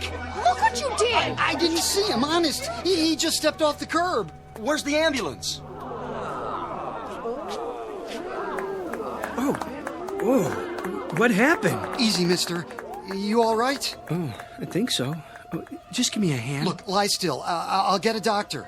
Oh, no. I don't need a doctor. I mean, if you'll help me get up. You sure? You ought to take it easy. At least get an x-ray. Why? No scrapes, no scratches, no broken bones. I seem to be fine. You should stay down. I would. Something like that, he could sue the guy's pants off. Pardon? Oh, I just said, wait till you get to the hospital. You never know. No need for that, really. Oh, you don't know how sorry I am, sir. Oh, no harm done. I swear, I didn't see you step off the curb. If you were hurt, God, I could never forgive myself. You clumsy idiot. I wish you'd broken your fool neck. What did you say? I said, if you were hurt, I could never forgive myself. No, not that. The other part. I see no reason for you to be abusive. Abusive? I should have been more careful, but it was equally your fault. Are you certain you're all right, sir? I think so. Thank heaven for that. I'm simply trying to say how grateful I am that you weren't injured.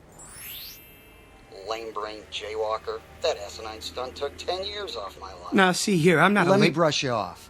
Where were you headed? I was on my way to work. Well, I'll be happy to give you a lift if you like. No thanks. It's not far. I think I'd rather walk.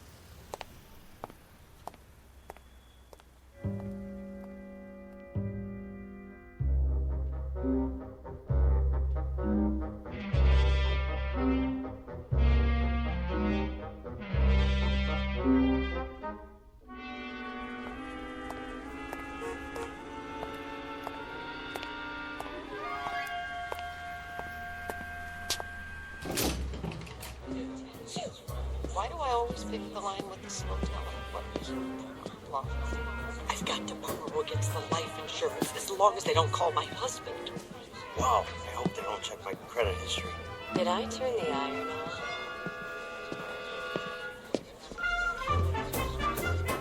Well, Poole. Morning, Brand. Your watch stopped this morning? What's that? It must have. Not like you to be late. Oh, yes. No, no, it's not. It's 9:10. Something happened on the way. Did it? Brand, can I ask you a question? Go ahead. Well, why are they all whispering? Who? The customers. What about them? It's just that they're usually so quiet. I mean, nobody talks out loud in a bank, but this morning... What do you mean? You don't hear them? Hear what? Oh, I get it. Have a late night, did you? No, but on the way here, I better grab some coffee. Miss Turner just put some on.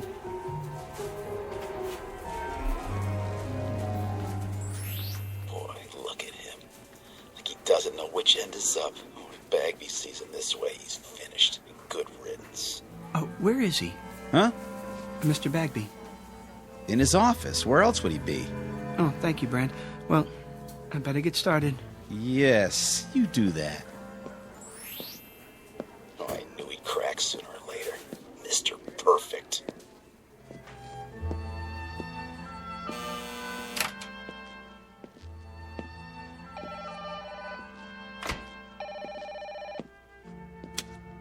Hello? No, the vice president is on another line. May I take a message? Very well. Eileen. Morning, Hector. How long has he been here?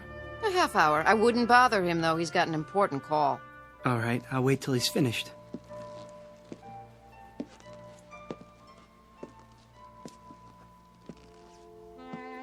Oh, Felicia, baby, you know I care. But how would it look? And besides, Gladys has a nose for these things. Of course she would. I can see the headlines. Prominent banker divorces wife to marry chorus girl. Oh, no, Felicia, you misunderstand. I love chorus girls. I mean, not all of them, only you. Yes, that's right. Look, how about this weekend? Just you and me. Yes? Mr. Bagby? Come in. Hold on. Someone's at the door. Yes, what is it, Poole? Mr. Bagby, sorry to interrupt you, but I'd like to explain. Explain what? Why I was late, sir. Were you? 10 minutes to be exact. I didn't notice. Well, as you know, sir, my record for being prompt is spotless. I pride myself on attention to duty. Yes, Poole, everyone is aware of your devotion to the bank. Well, you see, a strange thing happened, a very strange thing. Yes, uh-huh. Get on with it, you simpering idiot. You think she's going to stay on the line forever? If you ruin my weekend with Felicia, I'll string you up by the thumbs. Your weekend, sir. What? Spoil your weekend. Oh, I wouldn't want to do that. What are you mumbling about? Look, I've got an important call here. Very pressing matter. Get on with it, man. No, of course, I understand. He said weekend. Good Lord. You don't suppose he knows about Felicia? It's impossible. I've been so careful, so discreet. There. I've placed it on hold. Now then, you had something to tell me? Poole? Another time, sir. I can see that you're busy. I'd better get to my work.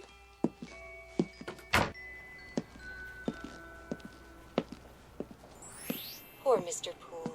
He looks so tired and pale. I'm all right. Oh, good morning, Mr. Poole. Good morning, Miss Turner. Did you say something? I didn't know I looked that bad. Oh, you don't.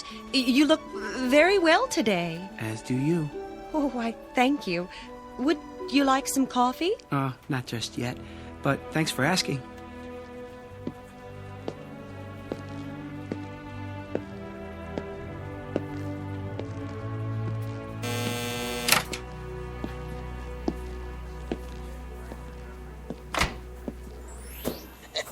Gotta make it to the game on time. Here's the old steal a bag of popcorn with that southpaw pitching. Who is pitching today?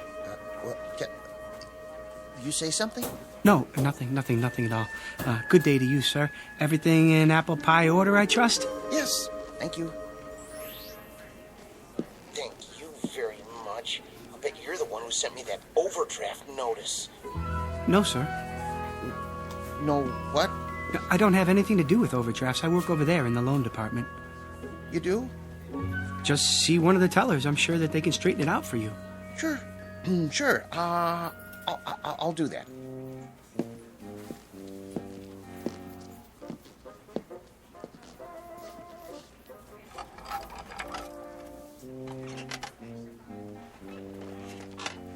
Poole? Yes? You know Mr. Sykes of Ajax Cement? Oh, yes, Mr. Sykes. How do you do? His loan has been approved. Will you see that the papers are in order? Of course. When do I get the check? Mr. Poole will take care of that for you. Here's the file. Certainly, Mr. Brand. Won't you sit down, Mr. Sykes?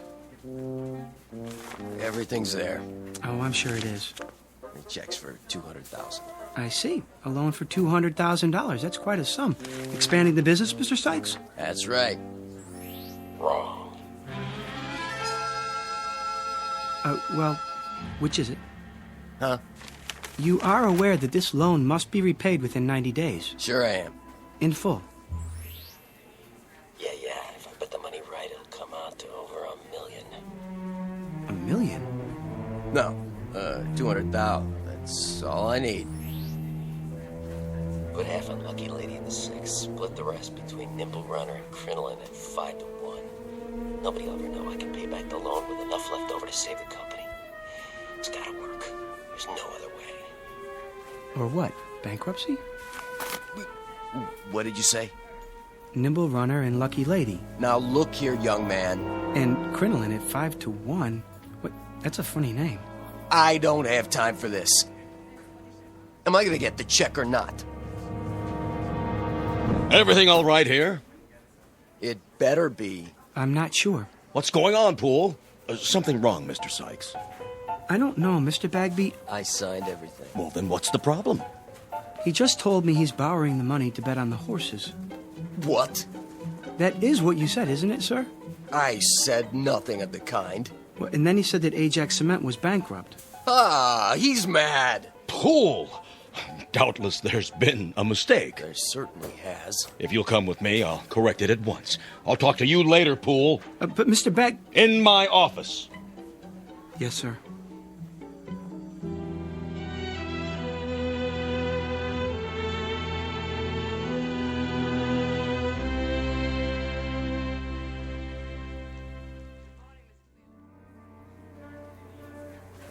What are you trying to do? My job. He said. I heard the whole thing. I'm the one who took his application.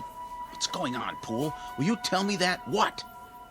If I could tell you, I would. But I honestly don't know.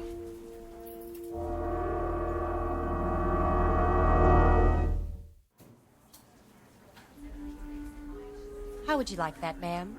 Can I have it once, please, and some quarters for the laundromat? Of course. 180, 190, 200. Just a moment, I'll get your receipt. I want it in the form of a cashier's check. Oh, I'll need to get it countersigned. Money order then. Yes, sir. That can't be all I have. Check the balance again.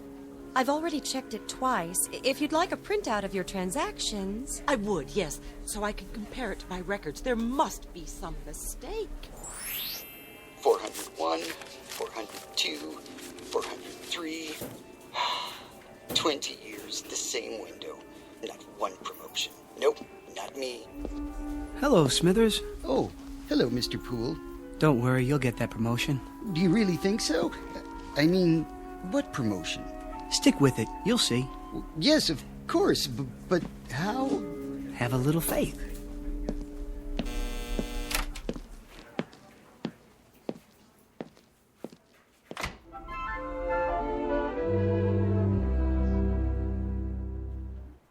It's finally happening. It is? Yep, old nose of the grindstone seems to have flipped out. Who are you talking about? Poole, who else? He's been acting goofy all morning. Well, why shouldn't he? He's entitled to once in a while. He does all the work around here. Guys like that are all alike, gutless wonders. Put the pressure on and they go to pieces. Know what I mean? I'm not sure that I do. You phony. Don't you know a real gentleman when you see one? Got any of that coffee left? Oh, hi, Poole. Certainly. Here you are. Smells good. It's fresh. Nice and hot, too. You do all of the work and get none of the credit. You should speak up more and assert yourself. But I guess that's not in your nature. Miss Turner? Yes? There's something I've been meaning to say to you. There is? And I hope you won't be offended. Oh, I'm sure I won't. But, well... Yes, Mr. Poole? I want to thank you. Thank me? For your kind thoughts. I don't think I quite understand, Mr. Poole. Romancing the help, eh, Poole? Brand, please. Well, who can blame you? Miss Turner's the prettiest girl in the new accounts department. Just saying absolutely nothing. I haven't seen such an aggregation of beasts since the last time I went to the circus. Oh, I'm sure that's not true. Yeah, a lot of action around the old coffee station lately. That's no surprise. Not much chance for socializing on the job, is there? Brand, if I could get a word in... Yeah, go ahead. You were saying, Mr. Poole? She's probably a tiger. Let the sweet prim ones out of their cages and they revert to the jungle. That's enough, Brand. Hey, watch it! Oh, sorry. You spilled coffee all over my shirt. I'll get a napkin. It was an accident. No, it wasn't. You did that deliberately. He said it was an accident. I'll see you later about this, Poole. Good for you. I really didn't intend to do that. I'm sure you didn't. He was only joking. Maybe he was and maybe he wasn't, but he sure had it coming.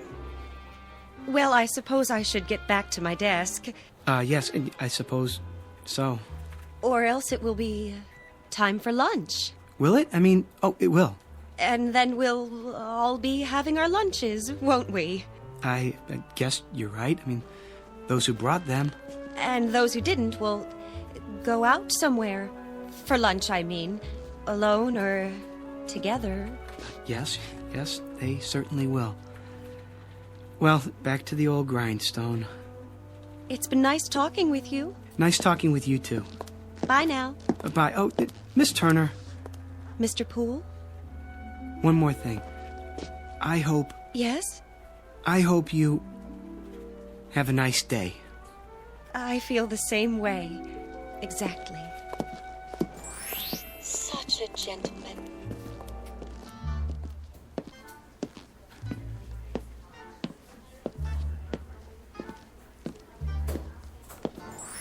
It isn't fair. Just isn't fair. I said, don't worry, Smithers. Who? Oh, Poole, were you speaking to me? Mr. Bagby's a fair man. Mr. Bagby? Yes, I'm sure he is. Good things come to those who wait. What's he watching me for? Oh, no reason. Don't let it distract you. They'll be sorry. Not much longer now. At 4:30 this afternoon, I go into the vault like I always do. I'll take my briefcase with me. No one will suspect a thing. I'll fill it with currency and be on a ship to Bermuda by nightfall. Yes, indeed. All that money. As much as I can carry. I wonder how long it will take them to discover it's gone. It's not possible. Smithers?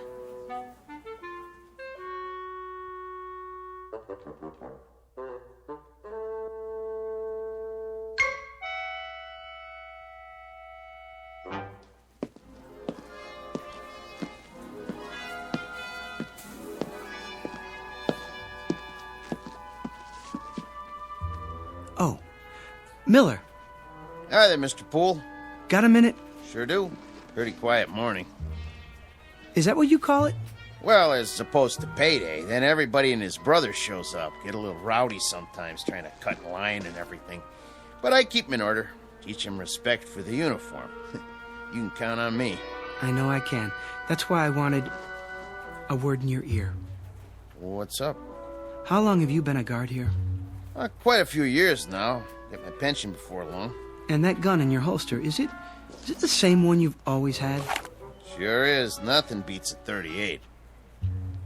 Keep it oiled up real good. You could use it then. I mean, if you had to. Well, what do you think I got it on my belt for, Hector? To hold my pants up? Good. That's good. Why do you ask? I'm not sure, but I suggest taking up a post by the door, keep your eyes open, and don't say anything to anyone just yet. I get you. Mum's the word. There he is. Was he waiting for me? Hello again. Miss Turner. I was just going back to my desk. Perfect timing. Isn't it? I mean, it is. Miss Turner, may I speak to you? Any time at all. What I have to tell you is very important. Yes, Mr. Poole? Not here in front of everyone. Dreadfully important. Come with me. Where are we going? Somewhere private. I like the sound of that. Mr. Jones's office is empty since he transferred. Next to Mr. Bagby's. No one ever goes in there. Perfect. That seems like a good idea. If you're sure you don't mind. As long as you can spare the time. This won't take long. Take all the time you want.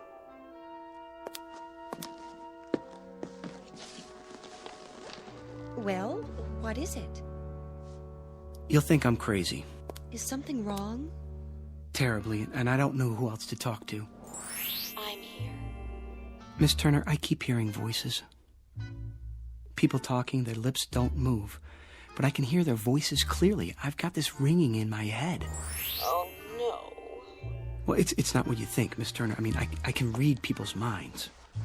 I don't know if I can help you with a thing like that. I'll prove it to you. Think something, anything at all. Well, I have to hand it to him. This is an original approach. Why did it take him so long to gather up his courage? Because it only happened this morning. What did? At least that was the first time I noticed it. He didn't notice me until this morning? No, not you. The voices. Mr. Poole, They won't stop. perhaps you should lie down for a few minutes. Maybe later. I'm trying to tell you something. I know you are. No, this is serious. Do you think I enjoy hearing people's thoughts? I'm sure I have no idea. Well, try to imagine. It's like seeing people with their clothes off. Which people would that be? Well, Miss Turner, I have reason to believe that someone may try to rob the bank this afternoon. Mr. Brand was right. He's coming unglued. I am not unglued. It's true. I mean, at least I think it is. You heard them say that. Well, in a manner of speaking. Well, then, in that case, you should do something about it. But what if I'm wrong? You have a responsibility to the bank, to the stockholders and depositors. I suppose I do.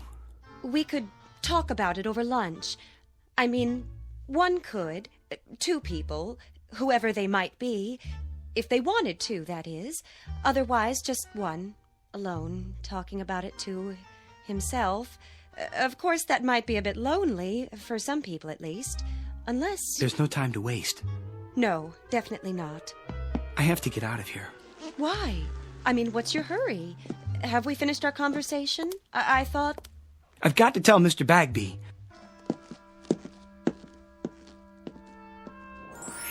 From now on, Mr. Poole, you may call me Helen.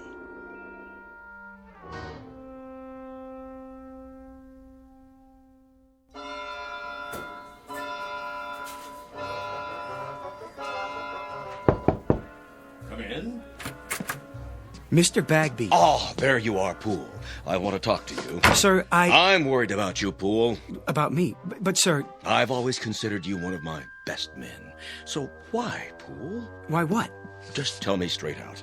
We lost the Ajax cement account this morning because of that nonsense a while ago. Something wrong at home? The wife, perhaps? I'm not married.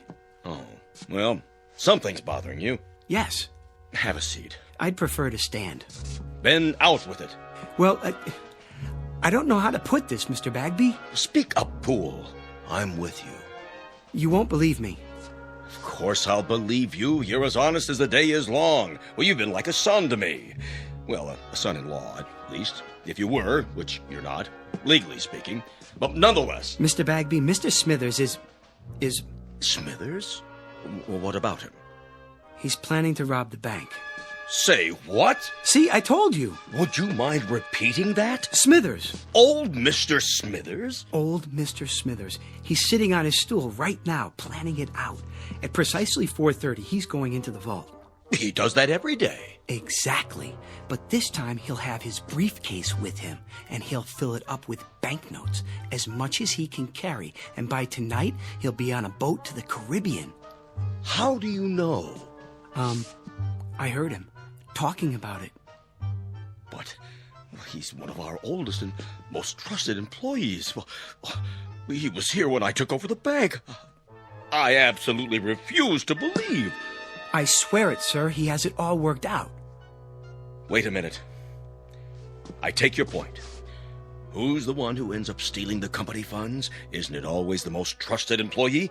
The man you'd least suspect? The man who's completely reliable for years until that one moment when everybody relaxes their guard and... Gotcha! He strikes. Good work, Poole. I wish it weren't true. I sort of admire Mr. Smithers. He's always there, steady as a rock, going his own way. I wouldn't have believed it if I hadn't overheard it myself. Well, no time for sentiment. Quick now, tell me the details. Well, at 4:30 on the dot, it starts. Okay, and Mr. Smithers will finish counting out his drawer as he always does, by the numbers. Thank you, folks. Good night now. Don't work too hard. And as soon as we lock the doors... See you Wednesday. You take care now. Good night, Rich.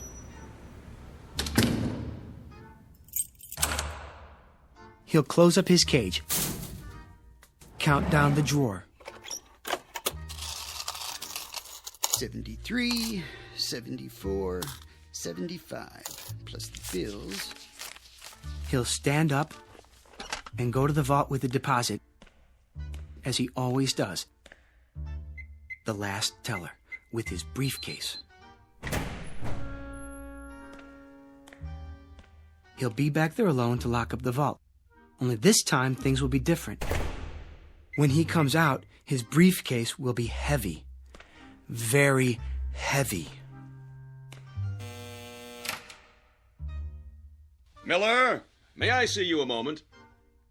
Yes, sir. Rich, let me out, please. Okay, be right there. I'm waiting. Gotcha! What? I'll take that briefcase. Here. What? Shall I cuff him? Not till we see the evidence. Looks pretty heavy to me. Dump it on the desk. I'm your witness. Sure thing. What do you think you're doing? What does it look like? Your mistake, Mr. Smithers, was in assuming that we were all asleep. A great mistake. But nothing gets by this institution. As a matter of fact, I've had my eye on you for a long time. You sure this is his briefcase? Of course it is. Duly noted. He admits it. 1/2 sandwich. Clip-on necktie. Change of socks. Comb. 1 book. How to Profit from Armageddon. And, 7 ballpoint pens. Where's the money? Has everyone gone insane? What money? Pool! Where's that idiot Pool? Here, sir. So he was going to steal the money. He was going to take a trip to Bermuda. That was his story, huh? Mr. Bagby, I heard him. And who was he talking to, Mr. Poole? Well, he wasn't talking to anyone, not exactly. Oh? What was he doing? Sending smoke signals? He was thinking. He was what? He was thinking. Well, that explains everything. Mr. Smithers, please forgive us all for this unfortunate intrusion. Well, I guess we all make mistakes. I should have known that what I was told was impossible on the face of it. Poole, do you know what I'm thinking? I'm fired. Kindly clear out your desk at once. Mr. Smithers, I don't know what to say. I'm very sorry. Return Mr. Smithers' possessions and let him pass. Right away.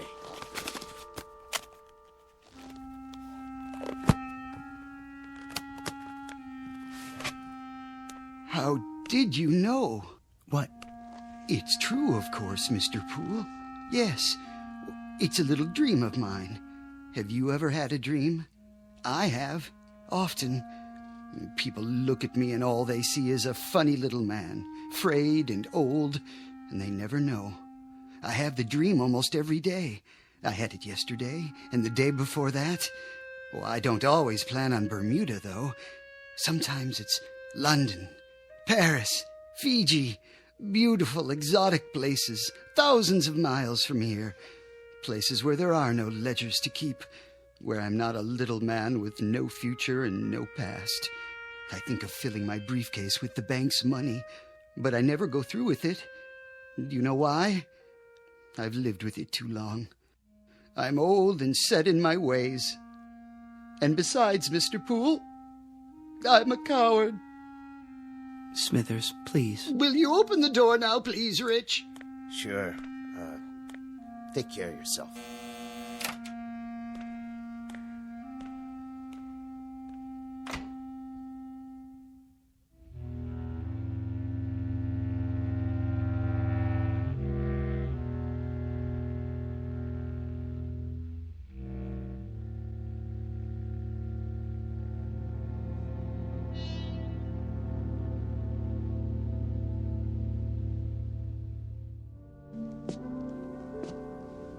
Can I help you with anything? I've got it. I guess this is goodbye, Miss Turner. It may be a blessing in disguise for your career, a man with your abilities. Much more than mind reading. Strange delusion. But with the proper medical care, it'll go away. It's not a delusion, Miss Turner.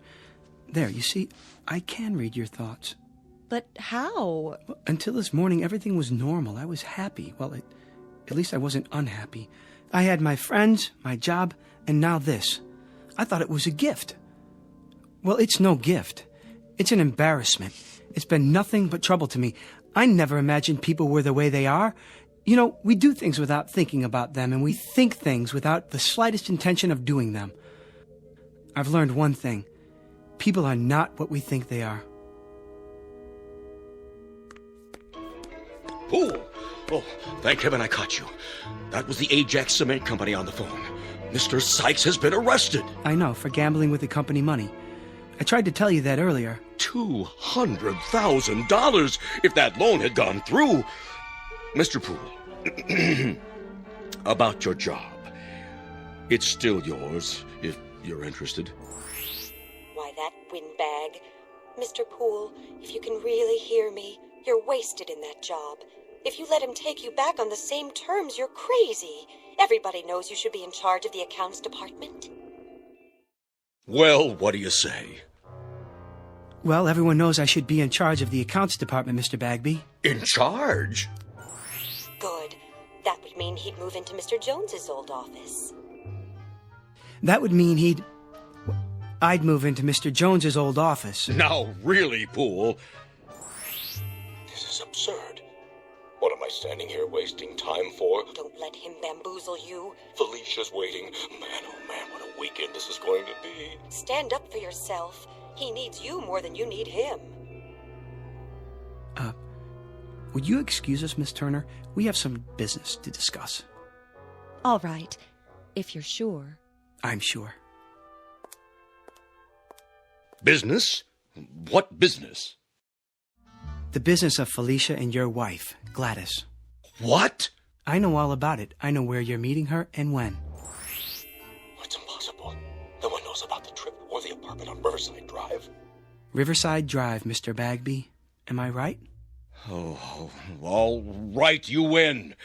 In charge of accounts in the office next to mine. You won't say anything to anyone, will you? Not a word, Mr. Bagby. Not a word. Oh, and I forgot, there's one more thing. At the bank's expense, I'd like you to buy a round-trip ticket to Bermuda. Have it made out in the name of J.L. Smithers. I think he'd like a vacation. Are you out of your mind? Mr. Bagby? Oh. One ticket to Bermuda. Shall we go, Miss Turner?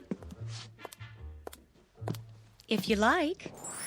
I'd go anywhere with you, but I wish you'd call me Helen.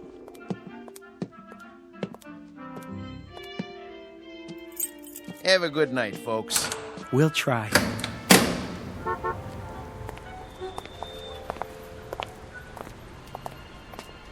May I see you home, Helen? Well, I don't know. Of course you can, Hector. What do you think I've been waiting for?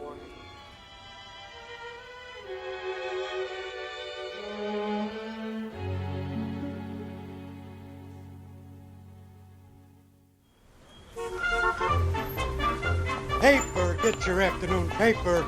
Latest stocks. Oh, just a second, do you mind? Not at all. Oh, hi, Mr. Poole. Well, was I right or was I right? Was it your lucky day? I'd say so. Give me a paper, will you? Sure, this one's on the house. Oh, no. I don't like to owe anybody. Heads. You win. Hey, why'd you do that? I had that other quarter standing up all day, and nobody knocked it over till now.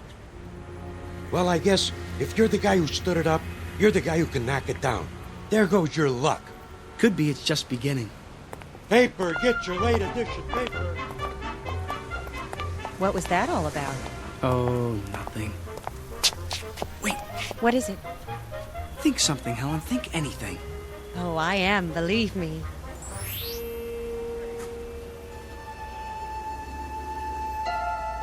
Did you get that? No, I didn't. I didn't hear anything at all. It's gone. Isn't that wonderful? If you say so, dear. Toss a coin, any coin, and one time in a million, it will land on its edge. But all it takes to knock it over is a slight vibration, a light blow, or even a vagrant dream. Mr. Hector B. Poole, a human coin on edge for a brief time in the Twilight Zone.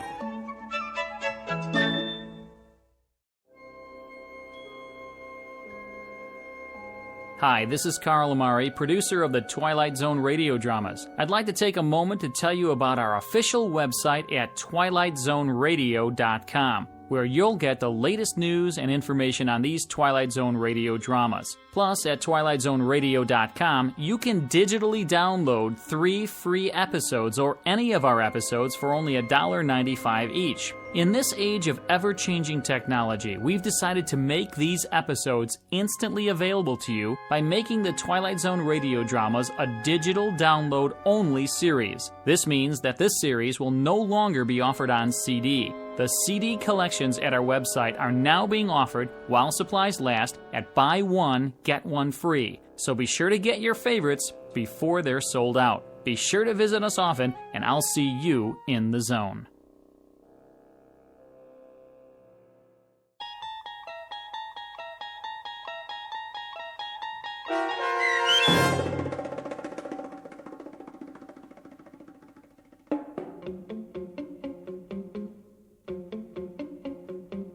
A Penny for Your Thoughts, starring David Eigenberg with Stacy Keach as your narrator, was adapted for radio by Dennis Etchison and written for The Twilight Zone by George Clayton Johnson. Heard in the cast were Michelle Graff, Doug James, Jamie Barron, Jeff Lupetin, Kurt Nabig, Joby Cerny, Fernette Lebo, Peggy Roeder, Alex Sopner, Carl Amari, Karen Olson, Tracy Hernandez, Christina Verba, and Vince Amari. This copyrighted radio series is produced and directed by Carl Amari for Falcon Picture Group. Sound design and custom Foley effects for The Twilight Zone by Cerny American creatives Bob Benson, Craig Lee, Michael Slaybach, and Matt Sorrow. To learn more about the Twilight Zone radio dramas and to contact us, visit our official website at twilightzoneradio.com. Doug James speaking.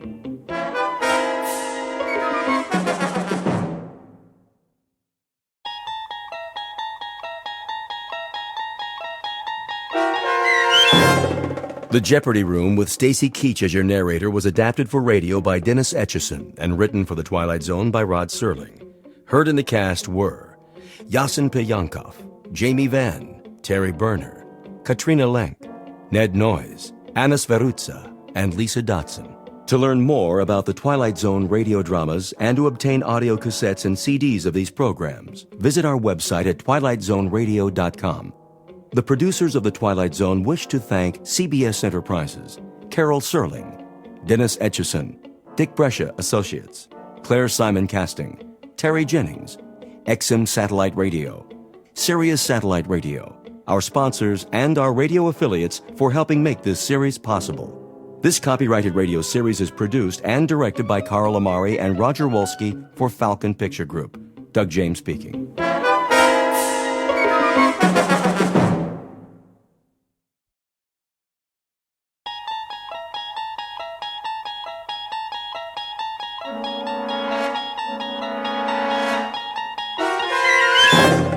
You unlock this door with the key of imagination. Beyond it is another dimension, a dimension of sound, a dimension of sight, a dimension of mind. You're moving into a land of both shadow and substance, of things and ideas. You've just crossed over into the Twilight Zone.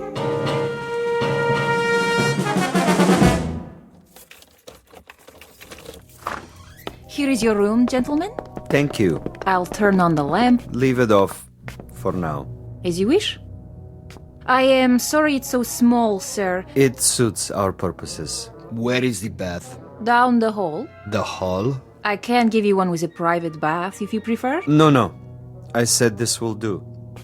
I'm afraid the dining room is closed at this hour, but you may take a meal at the cafe down the street. We're not hungry, my friend and I. Then I bid you good evening. Good night. Check the window, Boris. You chose the right room. Of course. There is Kuchenko, in his room, across the alley. Binoculars? Right here, Commissar.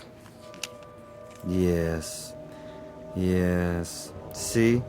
The Major lies on his bed, but he does not sleep. He will sleep very soon. Give me one shot with this rifle. Not yet, Boris. That would be too easy. Easy? A clean kill. I have something more challenging in mind. Something along the lines of a game, perhaps. I don't like games. Not even a game of cat and mouse? What for? To make him squirm a bit before the hammer falls? We waste time, Commissar. Patience, my friend. Hand me the phone.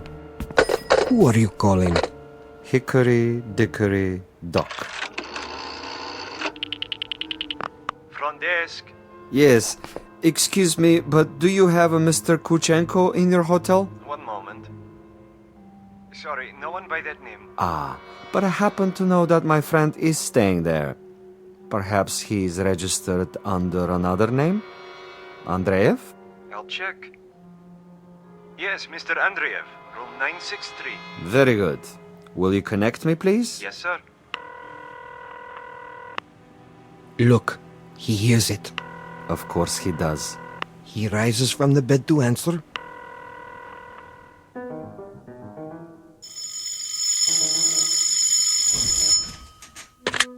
Yes? This is Major Kuchenko? Hello? Major? Are you there? Major?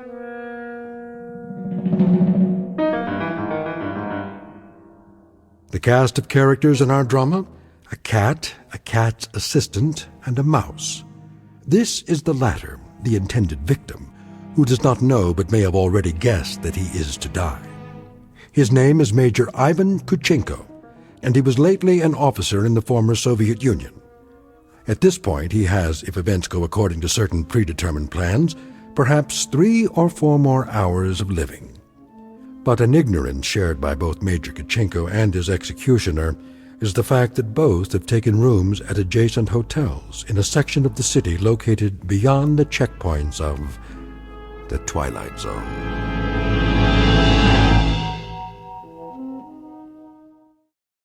And now, The Twilight Zone and our story, The Jeopardy Room, with Stacy Keach as your narrator. This is Major Kuchenko? Who is calling? Major Kuchenko, you don't know me. Who is this? But I have heard of your recent arrival here. You have the wrong number. And I wanted you to know that you have friends in this city. Friends, you say? And they would be... Good friends, Major. Staunch friends. I know no one in this city. May I impose upon you to remain in your room for a little bit? Your friends will make themselves known. And who is this speaking? Is this a friend also? A good friend, Major. Not known to you yet, perhaps, but soon to become acquainted. And why must I stay in my room? We'll be making contact with you very shortly. For what purpose? Your welfare. Your well-being is our deepest concern, Major. Now, Commissar. Not yet, Boris. May I count on you to show some sense, Major? For your own safety, I urge you to remain in your room. You'll be seeing your friends before long. The mouse is in the trap. He stands at the window. Now, Commissar? Patience. But I have him in the crosshairs. I could make his head leave his shoulders at this range. That would give you pleasure, wouldn't it?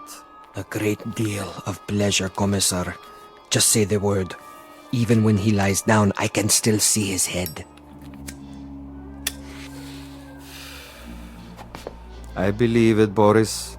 I know of your prowess, but put the gun away.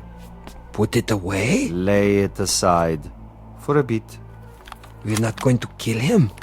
Ah, the eagerness of the young. They do not sip wine. They gulp it down like a soft drink. They do not fondle women. They devour them. They do not sniff at the essence of a perfume. They try to jam it into their nostrils. But now, consider the window across the way. The gentleman will die without question. But I want him to die, Boris, with finesse, with subtlety, with a degree of thought and care. A killing is a killing. And if a man is to die, what does it matter how he dies? Ever been to a bullfight, Boris? A bullfight? No, Commissar. I've never had that pleasure. A bullfight might serve to make the distinction. In such a contest, if the matador kills with grace, that is considered a good death. So, there are good deaths and bad deaths, are there? Precisely. There is death with art, and there is the death of the butcher. You, Boris, are a butcher. Now, that is an honorable profession of great usefulness, but I'm an artist. Oh, you will have a death tonight, within a few hours, but when it is over, we will have killed with artistry, Boris, not with a meat cleaver or an explosive bullet or any other of the butcher's tools. This death will be like a ballet.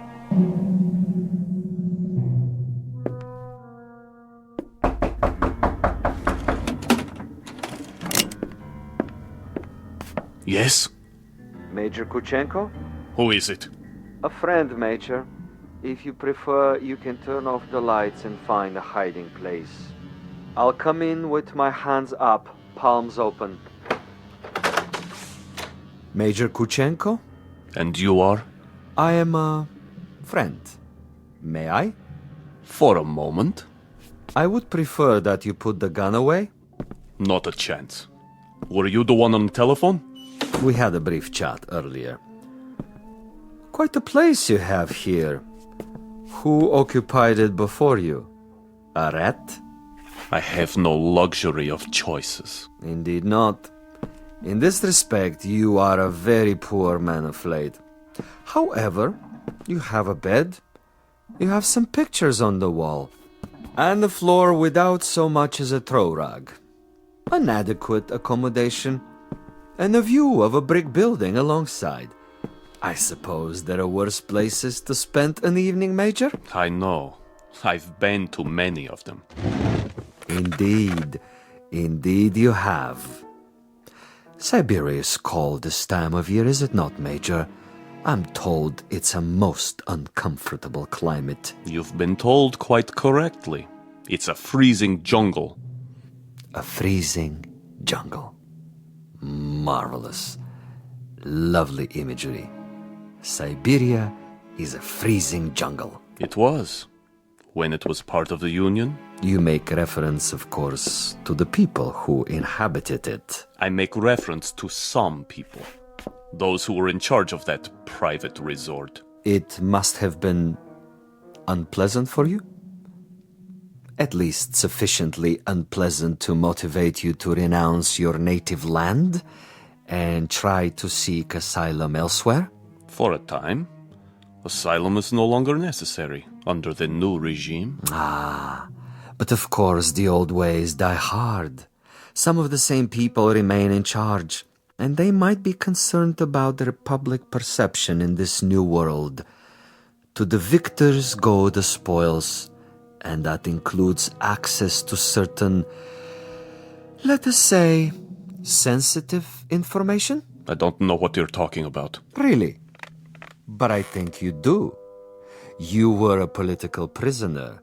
You served a term of 12 years. You escaped and you moved quickly when the borders were opened. To bring us up to date, you have made your way to a neutral country, somehow avoiding an official debriefing.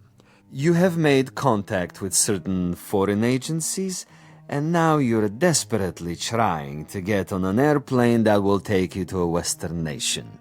But for some reason you feel that you're still under surveillance? Oh, it's more than a feeling. I know I'm under surveillance. Do you know by whom? I know very well. Can you tell me who they are? Look in the mirror. Commissar Vasilov. Very discerning, Major. You remember faces? I remember pain. I remember some interrogations that went on for many weeks.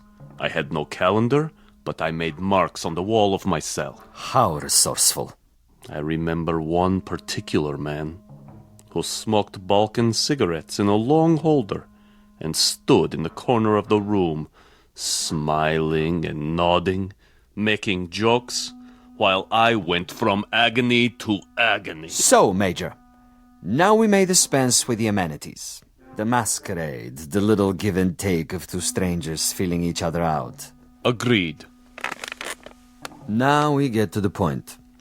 Do you honestly think that we would permit you to book passage on an aircraft out of here? That would be quite impossible. As a former member of the military, even as far back as 12 years ago, you have information that we would find embarrassing were it to be released elsewhere. Why, if the government we worked for no longer exists? Because the new government contains many of the same players reshuffled into different positions, and they have their new careers to consider. Consequently, Major, it is not to our advantage that you leave. It would, of course, be simpler and more convenient if you accompany me back to our embassy. I am sick, tired, and torn, Vasilov. But I am not insane. I would sooner cut my wrists over a sink and bleed to death. That would be my choice in the matter.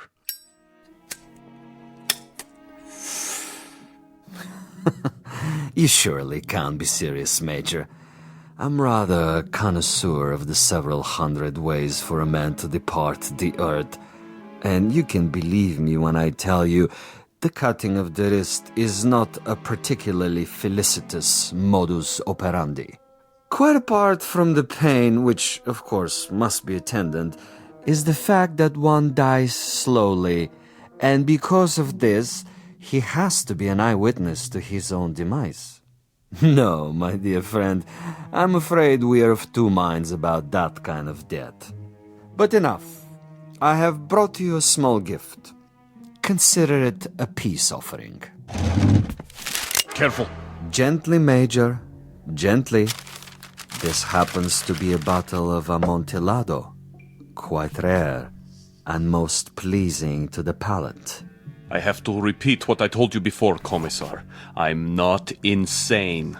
I'm quite aware of what would happen to me if I drank any of that. Why, Major? I'm disappointed in you. With your kind indulgence, allow me to use your own water glasses. If you assume this is to be cyanide or some other poison, you're quite wrong. Am I? Undoubtedly. You see, I don't share your death wish. I'm a healthy man with excellent expectations as to my longevity. No, indeed, Major. I was about to propose a social drink. The two of us. I'll drink first, and then you. Satisfactory? Such ritual, Commissar. Such tribal rites.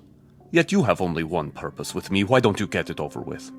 If you're trying to disarm me and make me get rid of this pistol, it'll take more than a social wine. Indeed, Major.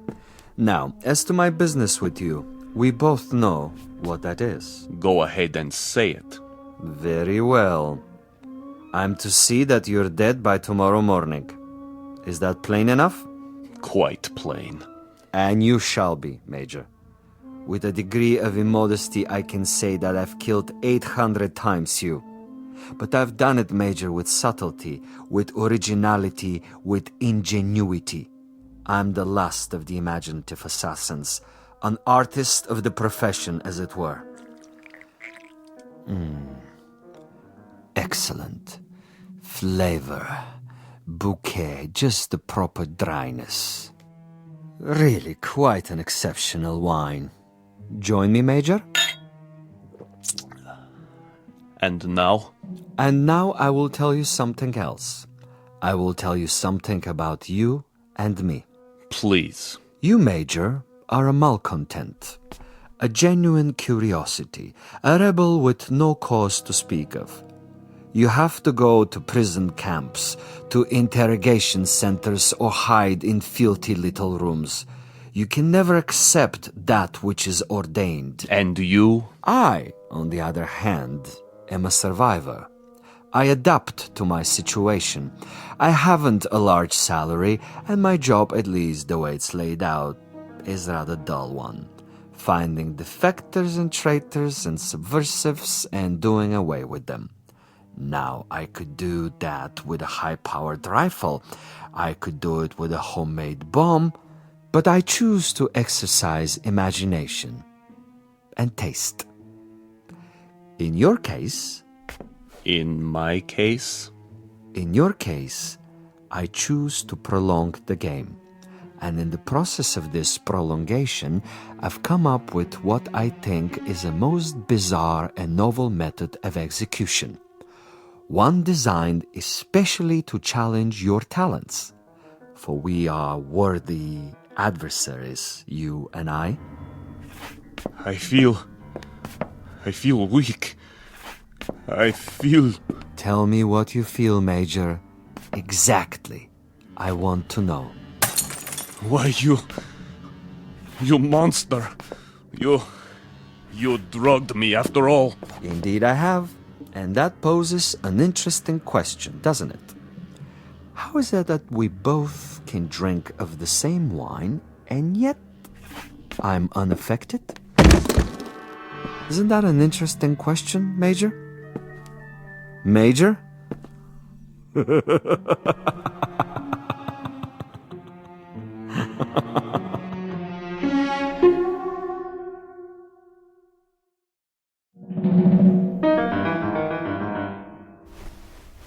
My head. He's gone. But I'm still alive. So he wants to play a game. And he has left something behind. What is this? Greetings, Major Kuchenko. I'm an exceptionally good judge of men. Are you? And in my judgment of you, I made an assumption that you are sufficiently observant to see the tape recorder on top of your dresser and curious enough to play it. How could you resist? This will also suggest to what complicated ends I'm willing to go to make a simple execution different and imaginative. First of all, to clear up one point. You may remember our discussion. Before I left you, I proposed a question. Isn't it odd that we both drank of the same wine and how different the effect? Isn't it odd? Really quite incredible and bizarre. How can it be? In all honesty, Major, how do you explain it? Go ahead. I'm listening. You... Perhaps you have figured it out already. The truth is, I have been imbibing this particular drug for many years, a sort of experiment with myself as the subject. I have now reached a point where my physical tolerance has risen so that I can drink it by the gallon and remain quite unaffected. This in itself is a rather common and uninspired trick, a phenomenon well known to the scientific community. But you will also note, and I hope with a degree of pleasure, that you have not been poisoned. You're very much alive. Where are you? As you've probably perceived, I'm rather a gamesman when it comes to killing. I adhere to my own rules and ethics. Hence, Major Kuchenko, I have taken the liberty of removing your pistol so that you won't hurt yourself. Now listen to the following quite carefully. This is the game, and these are the rules. You have been asleep for roughly 3 hours. During that time, in addition to dictating this on the recorder, I have done the following. I have placed a booby trap in your room. It is not visible, but it is attached to a very common object that is in the room. If you trigger this object, it will detonate and you will immediately be blown up. Why not get it over with now, sadist? Now, for a proposition. If, during the next 3 hours, you are able to find this booby trap and cut the wire, you will be permitted to leave the room alive and unharmed. This is a guarantee. You have my word on it. Your word? But the following conditions are of the essence, Major. You must actively search for this booby trap, and you must find it and render it inactive. It goes without saying that, as of this moment, you are being observed. How? Attempt to turn out the lights, and you will be shot. The moment you stop an active search, should you refuse to play the game, you will also be shot. If you are unable to find the trap within 3 hours, or attempt to leave the room at any point during that time, I am afraid the same conditions apply. You will receive a bullet in the head. So there you have it, Major. Find the booby trap, cut its wires, and you're free. Fail to find it, or fail to look for it, you're dead. Look for it, find it, but fail to recognize it, you're also dead. Needless to say, Major Kuchenko, it is this latter occurrence that I rather expect and look forward to. As a fellow expert in tricks and deception, I think you will admit this situation has its own special imaginative quality.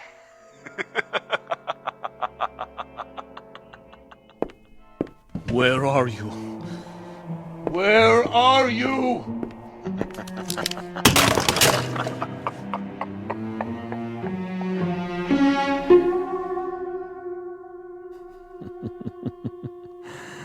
Over here, Major.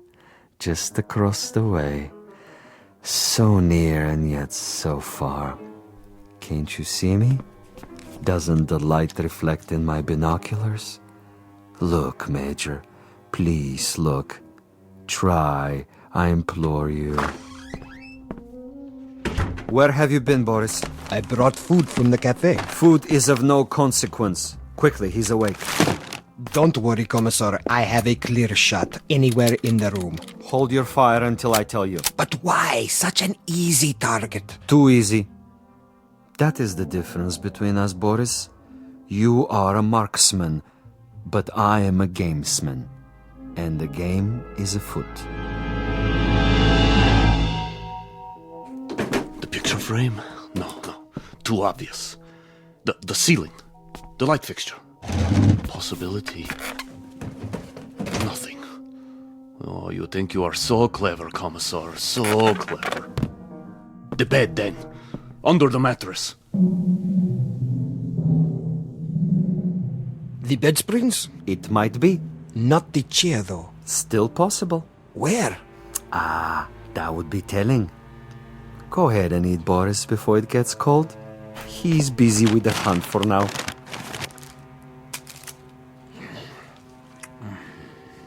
What did you bring? Sandwiches. Have one, Commissar. I never eat while I'm working. I'm like an athlete, Boris. Food is a distraction. Food is good. It makes one sluggish, affects the concentration. The morning will come soon enough. Over here, Kuchenko, just across the alley. Don't you see? He sees nothing. But surely a fragment of light, a stray reflection. Perhaps he has seen us. Yes, he must know, but he refuses to acknowledge. He is too proud. He knows he must do this on his own and will not give me the satisfaction. The bookshelf. Or the books themselves. Which one? An atlas? A novel? The Bible, of course. It's already been moved an inch, 2 inches. But the wire? Where? One way to find out. The bookcase itself, then. Behind the books. In the wood, the nails. Or under the floorboards. Wait, think. Where would I put it? You want a real battle of wits, Vasilov? You've got it. Think. 4 walls. Ceiling. Light fixture. Floor. A picture. Bed with frame. Box springs. Mattress. Headboard. A night table. Bookshelf. Dresser. Window. Desk! First the drawers. The top one. Slowly.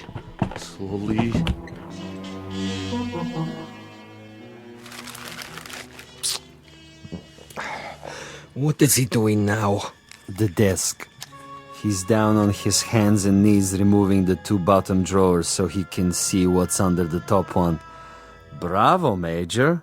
Good thinking. Is that where you put it?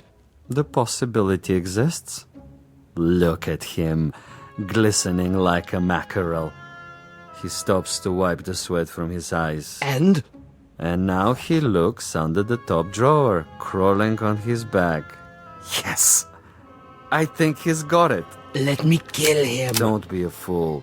There are rules. Now he sees a length of wire.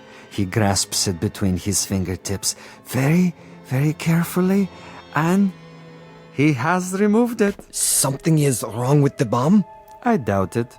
Then it was not in the drawer? Oh, there is a piece of coat hanger I placed there. A decoy. A drawer would be common, uninspired. And I'm not, you'll forgive the modesty, a common executioner. Where is it, Commissar? In a most ingenious place. Really, quite an ingenious place. Not in the books, the desk, the mattress. Think of another common object in that room, Boris. I have it. Yes? The doorknob. Interesting idea. Then where? I'd rather not tell you at the moment, Boris.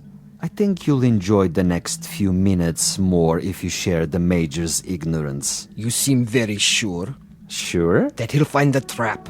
You take a risk. Not at all. That's not what I'm sure of. That is to say, I'm reasonably sure he'll find it, given his mental capacity. But he'll find it too late. He's looking toward us. But he can't see us. It's quite dark in here. And it wouldn't matter if he did see us. Now he's returning to the table. You're getting warm, my young friend. The ashtray. Extremely warm, but not hot. Where then? Please, Commissar, please tell me. Take the glasses. What do you see? He stands over the telephone. He is reaching out. Hot now, Boris. Extremely hot. Oh, he has picked it up. I thought for a minute there... You thought what? The telephone. Precisely. The telephone. But he just lifted the receiver. Indeed. He lifted the receiver to call out. If, on the other hand, the Major's telephone were to ring, and he were to answer it... That's it, isn't it? If he picks up the phone after it rings... You have it now, my friend. When the Major's phone rings and he answers it, I have placed a tiny bottle of nitroglycerin inside the mechanism. The explosion will only occur after the ring and the lifting of the receiver, at which point the electrical contact will be made, and Major Kuchenko will not even have time to say hello. But what if no one calls? Oh, someone will. I promise you, someone will.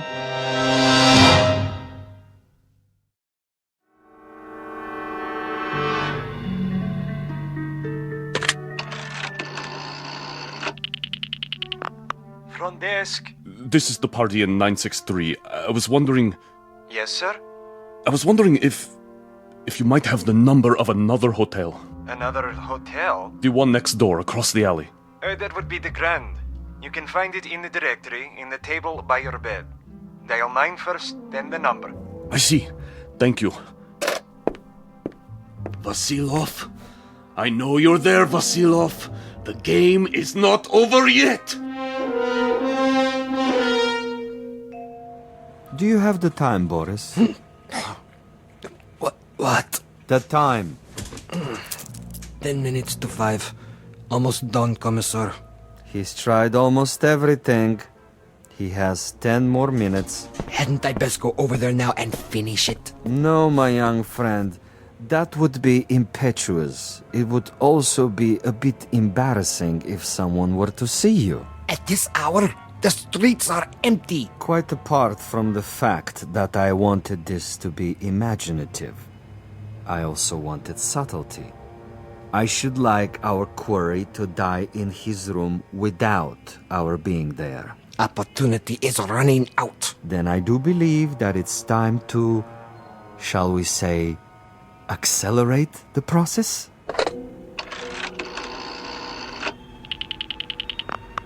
Hotel Mont Blanc? Would you dial room 963, please? Thank you. I'll wait.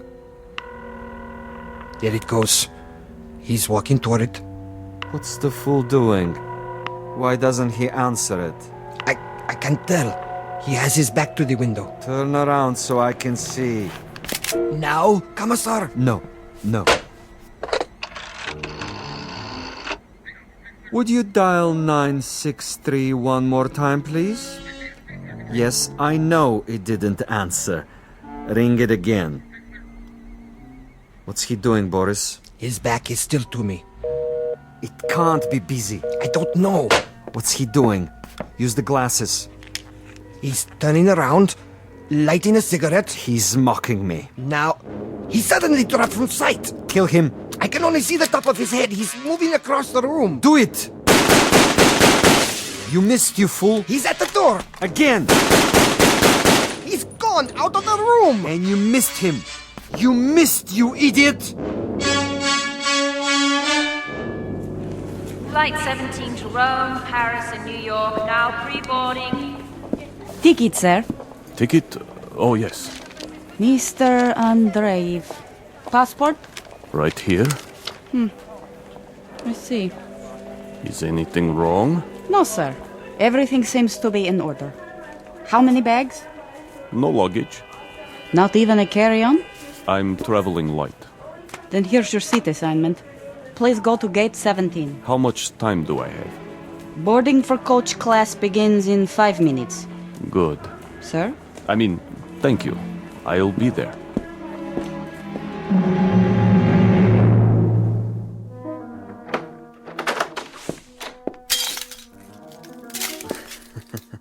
What a mess he left behind. Like a pigsty. He tore the bed apart. And the furniture. Oh, just look. Oh, even my poor little tape recorder. Commissar? Yes, Boris? It would have been better, wouldn't it? What would? If I had taken his head off in the first place. You mean if we had slaughtered him like an animal?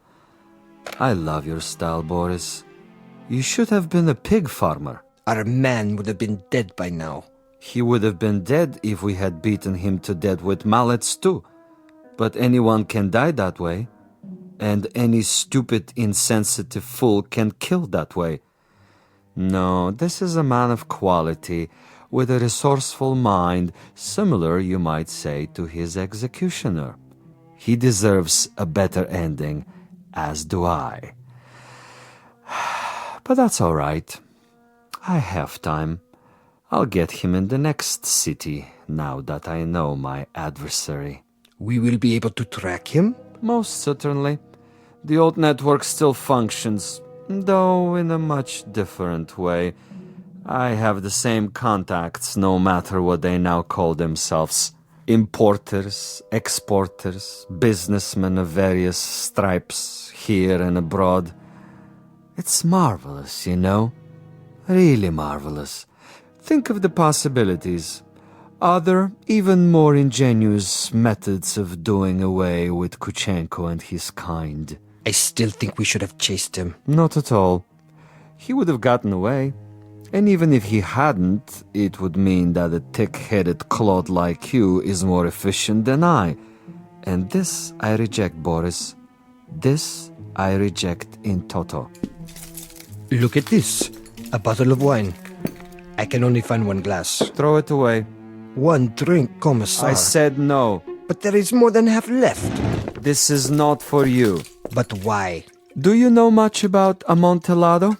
I know about vodka. Of course, you and all the other potato growers.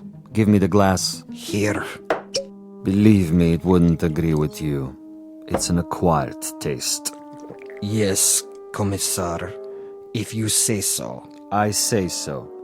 There are some secrets that you're not ready to learn. But in time, Boris, in time. For now, I need you awake and alert. That's right.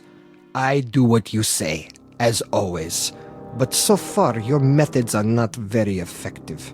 The men who pay us, they will not be impressed. And you will make a report? Only I can do that. I am the one they listen to. I can request another assignment. You're free to do so. Until then, I take no further orders from you.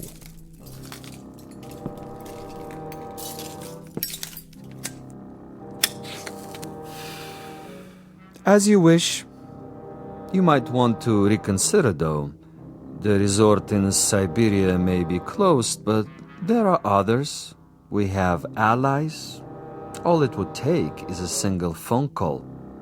Comrade Boris, uncooperative, recalcitrant, unwilling to follow instructions. In this new order, there are not many positions for the uneducated, the blockheads with families. Yes? Well, You want to say something? I withdraw my complaint. What's that? I didn't hear you. I am tired, Commissar. I say many things when I am tired. You wish to apologize? Yes. Very well. I will take it under advisement. In the meanwhile, see if Major Kuchenko left anything behind. Check the closet, the drawers. Yes, Commissar. And life goes on. The sun comes up and we arise to meet another day, to prevail by our wits and our wits alone. I'll get it, Commissar. No, Boris! I don't want... Fool, no! I'm sorry, sir. Your party doesn't answer. No? It doesn't ring at all now. You're sure? Mont Blanc Hotel, room 963. Strange. The line is suddenly dead. Thank you, operator. That means my message got through. Flight 17 Transocean Airways now departing from New York City via Belgrade, Paris, Rome, London, final call.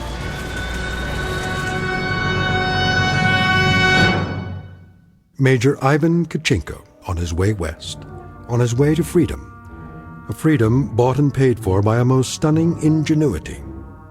Exit a gunman named Boris and one Commissar Vasilov, who forgot that there are two sides to an argument and two parties on every line. This has been a collect call, placed direct to you from a phone booth located somewhere in the Twilight Zone.